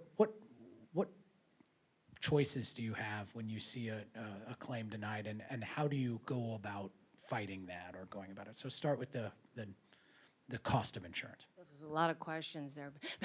Well, we have you here. We might as well. This is real stuff. Absolutely. I think everyone's seen the papers. State Farm isn't even writing new homeowners here anymore. AIG stopped last year. Progressive, Mercury have come into my office and said, if you want to keep being appointed with us, you won't write anything new. Carriers are not making money in California. They want to leave the state. So the ones that are staying, their rates are going up. And already, nightlife, of course, has the stigma of being very high risk when it comes to underwriters. So when it comes to bars, there are still a couple of admitted carriers writing it, but the more entertainment you have, the questions on underwriting are like, is there a dance floor? Is there a DJ? Do they have security? All the things they had up here as things that I'm really excited about as an entertainment commissioner and as someone who wants to help rebuild this city are things that insurance carriers hate, like to-go alcohol and entertainment zones. So it's really unfortunate that this is a very conservative industry. The goal right now for most large carriers is to diversify outside of the state and not to write new business here. So there are two things within the insurance industry. There's the admitted marketplace that's regulated by the Department of Insurance. It has more set rates. It's known for better service. It doesn't have weird exclusions. So when you're in the non-admitted marketplace, which is where cannabis is, which is where there's live music, dance floor, you're most likely going to have to go to the excess surplus lines marketplace, which is not regulated by DOI. They can write up whatever exclusions they want, and you're more likely to get your claims excluded. My recommendations are to work with an agent who specializes in hospitality. Their relationships with underwriters really are going to matter. Their volume with underwriters are really going to matter. They're going to have to go out and negotiate exceptions for you. And when you get a claim denied, someone who really understands the ins and outs legally, who can be there to be an advocate for you as well, not someone who's just like, well, too bad, I'm sorry. But of course, the more you can have strong contracts in place with vendors, with anyone, with security, with anyone that you can, who's you're partnering with to protect yourself and have them add you as an additional insured. If there are smaller claims that you can cover yourself without filing them all the time, that gives them a reason to non-renew you or cancel you the following year, and your costs are gonna go way higher anyway. If you can install central station burglar alarm, central station fire alarm, that all helps to bring down your rates. And if you can really just cater your scope of operations to what they will allow you to do. So it's like if you want to have live entertainment, you can have live entertainment, but it's going to result in much higher insurance premiums. So definitely look into those costs and what that means for your overhead as you're looking at your scope of operations. What else? Let me see here. I took some notes. Oh, and check your online presence. I especially have been having trouble.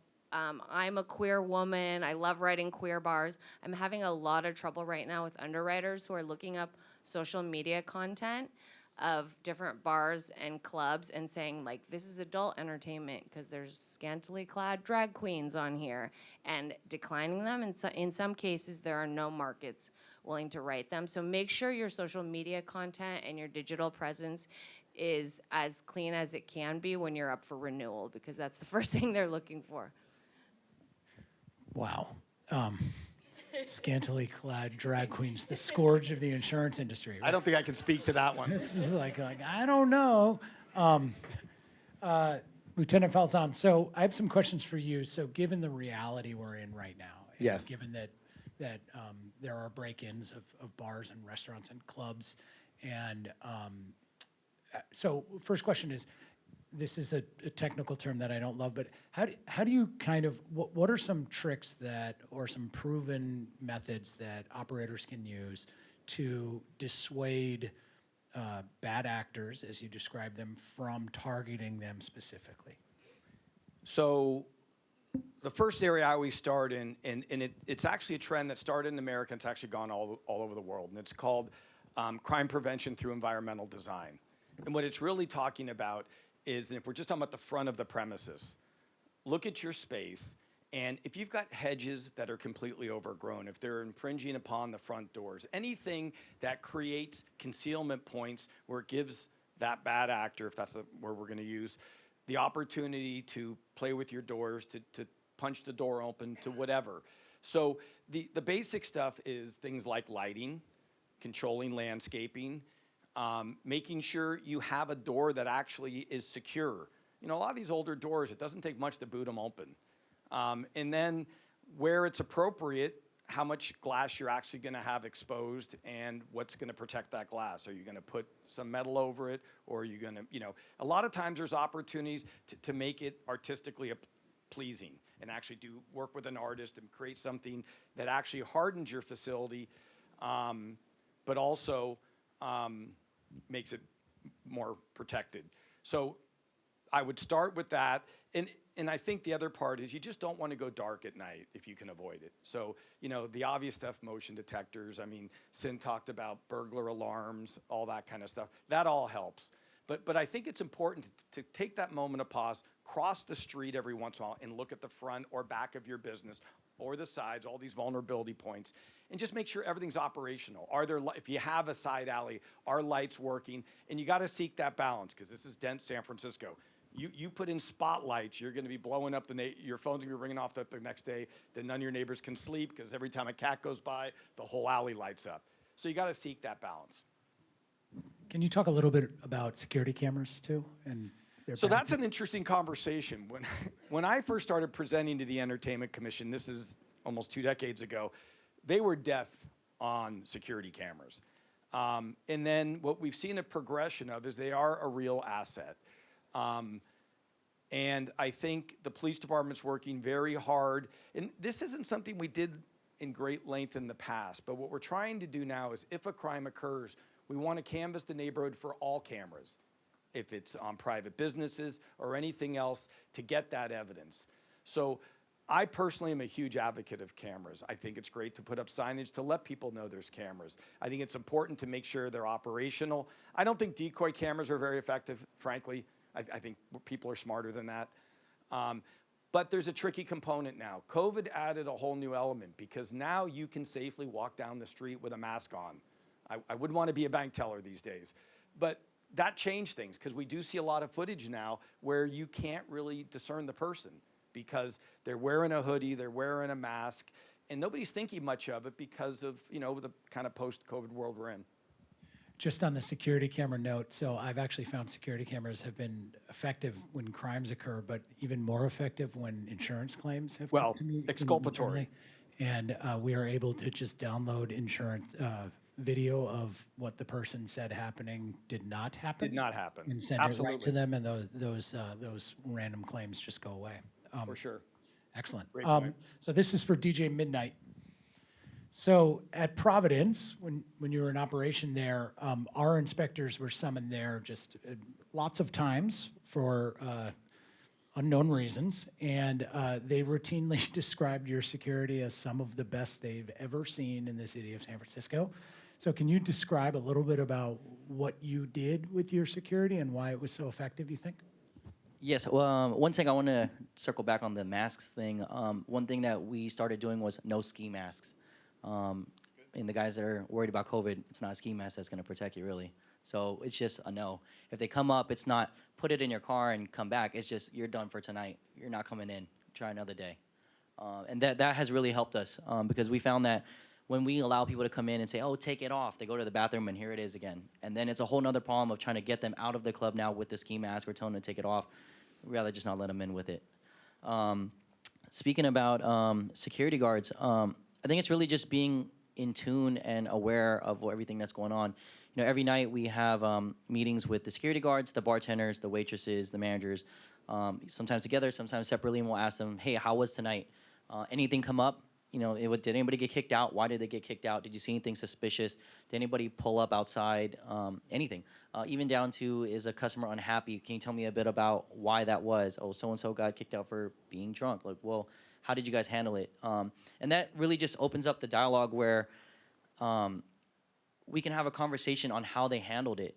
Maybe it's not the way that I wanted to see it handled, and so that gives us an opportunity to talk about, okay, well, next time if this happens, can you try to do it like this? Or did you absolutely have no other way except to do it this way? Why was that? And also giving us an opportunity to get the full story while it's fresh, and we can write an incident report on it and keep notes on everything that happened. I think a part of that's a big part of it, is the meetings at the end of the night. Also, the meetings before a night starts. So, right before we're about to open the doors, hey, this is what tonight's looking like. These guys are at this table. Those guys are at that table. We have a birthday here.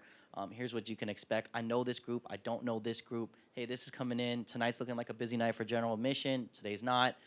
Just kind of giving them, all of the information needed to really gauge on what kind of night it's going to be. I even talk to them sometimes about, hey, tonight's one of those kind of parties where I think people are going to try to sneak in through the side door. Make sure you have a guard there tonight. And they're really diligent about staying there, and they don't ever leave their post. So I think it's really just about being in tune with what's going on with your business, and not being afraid to have the conversation with your staff about what to look out for. Fantastic.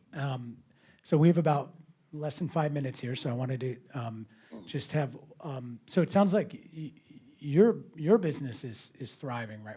Or maybe not thriving, but your numbers are doing well. Yeah, we're doing well. And just from, other than increasing the perimeter, which sounds like it's worked really well for you, what other things do you do similar to Dave, that where you, with your security, to make sure that they are as effective as possible on any given night? Yeah, I think that doing regular reoccurring training is really critical with security. We have a monthly mandatory training. One of the things that insurance companies look for whenever there's a claim is they want to see your training records, they want to see your agenda, they want to see what you train on, how you train. Oftentimes you have to provide a training manual, and we have people that we provide a training manual. We focus on very specific things. We also, the Entertainment Commission has been great because we know now that we can call for services anytime. It's not, before, when you could be a disorderly house if they looked at your CAD report and you had too many calls for services. But somewhere along the line, the Entertainment Commission said, actually, if you call for services, if you feel like something's gonna happen, call for service, and then you can, it won't go against you. And so a lot of times nightclubs and places have been concerned about calling the ambulance for somebody who might be struggling, or calling the police if they feel like there's going to be an altercation or somebody's going to happen. So calling for services immediately is something that we know that there is no restriction on that. And we also feel like cameras are critical. I mean, we feel like we live in a day and age where everybody with a cell phone is a journalist. And we feel like people who want to do bad things don't like cameras, and they don't like being on camera.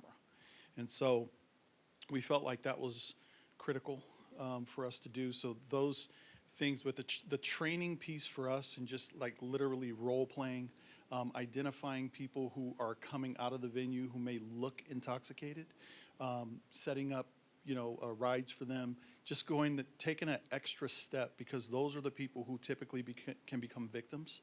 And so if we can be proactive with respect to who becomes a victim, we feel like from a security standpoint overall, that's going to be super helpful. And then finally, just, I know we talked a lot about downtown, but I have to say that places like 11th Street, places like the Marina, Polk, we want to invest in places that we do, when people come to town and they say, hey, where should we go? We say these places. And so we want to also not just invest in downtown, but we want to invest in our current places where we have high concentration of entertainment. So. Yeah. All right. So while you have the mic, 30 seconds each. What are you hopeful for? Same question as before. I'm hopeful for us to focus on the Bay Area. We have moved away from trying to focus on getting people back to our business from around the world, which we've had over the years. But the Bay Area, we have one of the largest populations of people. So if we focus on the Bay Area, that's going to be something that's critical. The other thing is, I started out talking about the perimeter. We have a lot of hot dog vendors and people who are unauthorized that are sort of in the space in our perimeter. So we're looking at legislation where we can have certain zoning rights for entertainment, where we can actually manage things a little easier from that perspective. But we got to keep marketing. I think we're in a healthy position in San Francisco with respect to entertainment and nightlife, but we have to market, and we're probably better at it than anybody. Fantastic.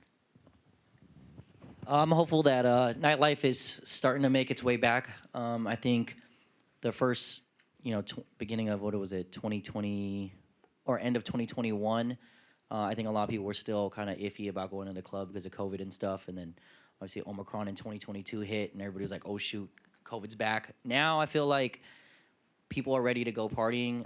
We just need to give them a good reason to come back out. Awesome. The first thing I think of, and this is so grossly overused, but world-class city. But from the mouth of a native who stayed here, who raised his kids here, who still lives here, who does a lot of travel, the world is fascinated with San Francisco. We have such momentum behind us. And what's amazing about San Francisco, and so few places in the world can say this, you don't say San Francisco, California when you travel. You don't say San Francisco, USA. You say San Francisco, and everyone's heard of it. So we have tremendous momentum.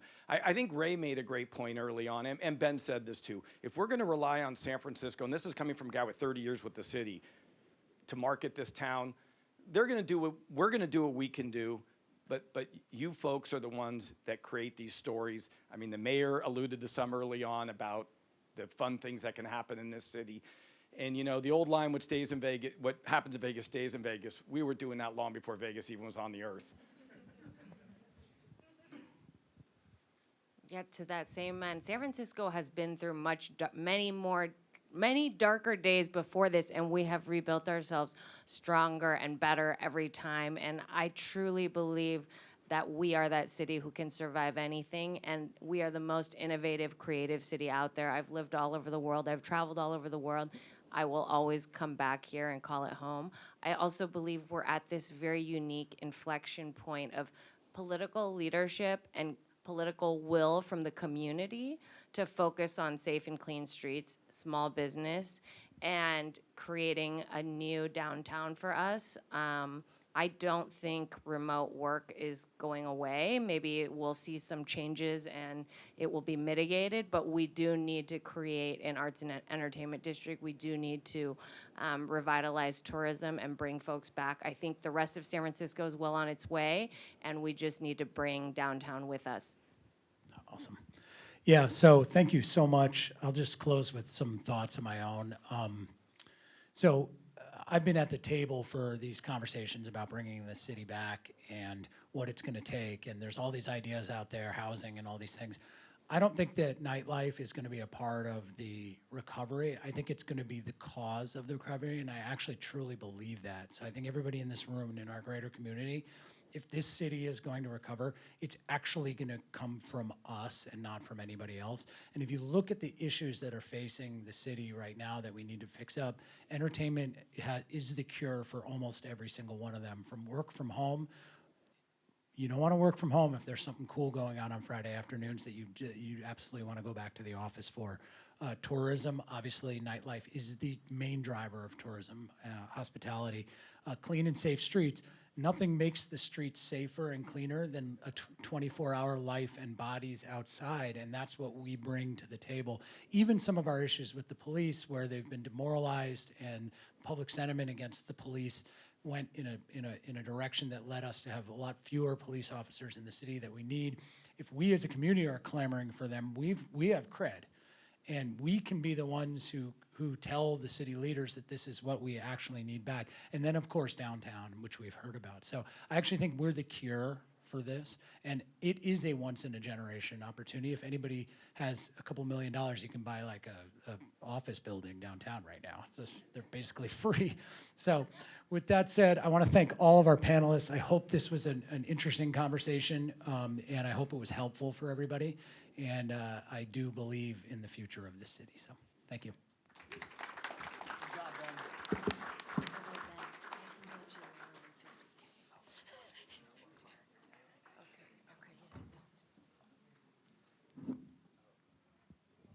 All right, thank you again to all of our panelists. If you could just go outside, follow Deputy Director Azevedo here for a quick picture. And now I would like to pass the microphone to our final speaker of the day to give closing remarks, the fabulous Vice President Dory Camino. Welcome, Dory. Thank you. Can you guys fun police people? Just kidding. I'm just kidding. You guys know that President Blyman has a podcast called The Fun Police. Are you part of the 20 subscribers? I'm just kidding. It's a really good podcast. It's one of my favorites. It really is. You don't get to hate it unless you love it. Those lines are from The Last Black Man in San Francisco. And those words ring true when it comes to our beloved city.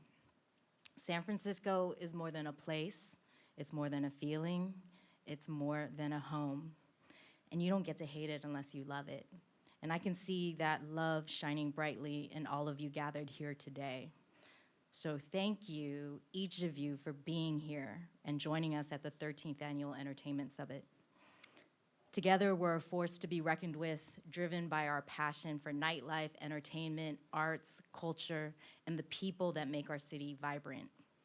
And there's a special thank you that I just want to give out to all the madams that were here today. Madam Mayor Breed, Madam Laureate Darcy, and Madam Director Weiland, and all the city and community leaders that were here today and leading these conversations around strategies, supports, solutions that are facing our nightlife community.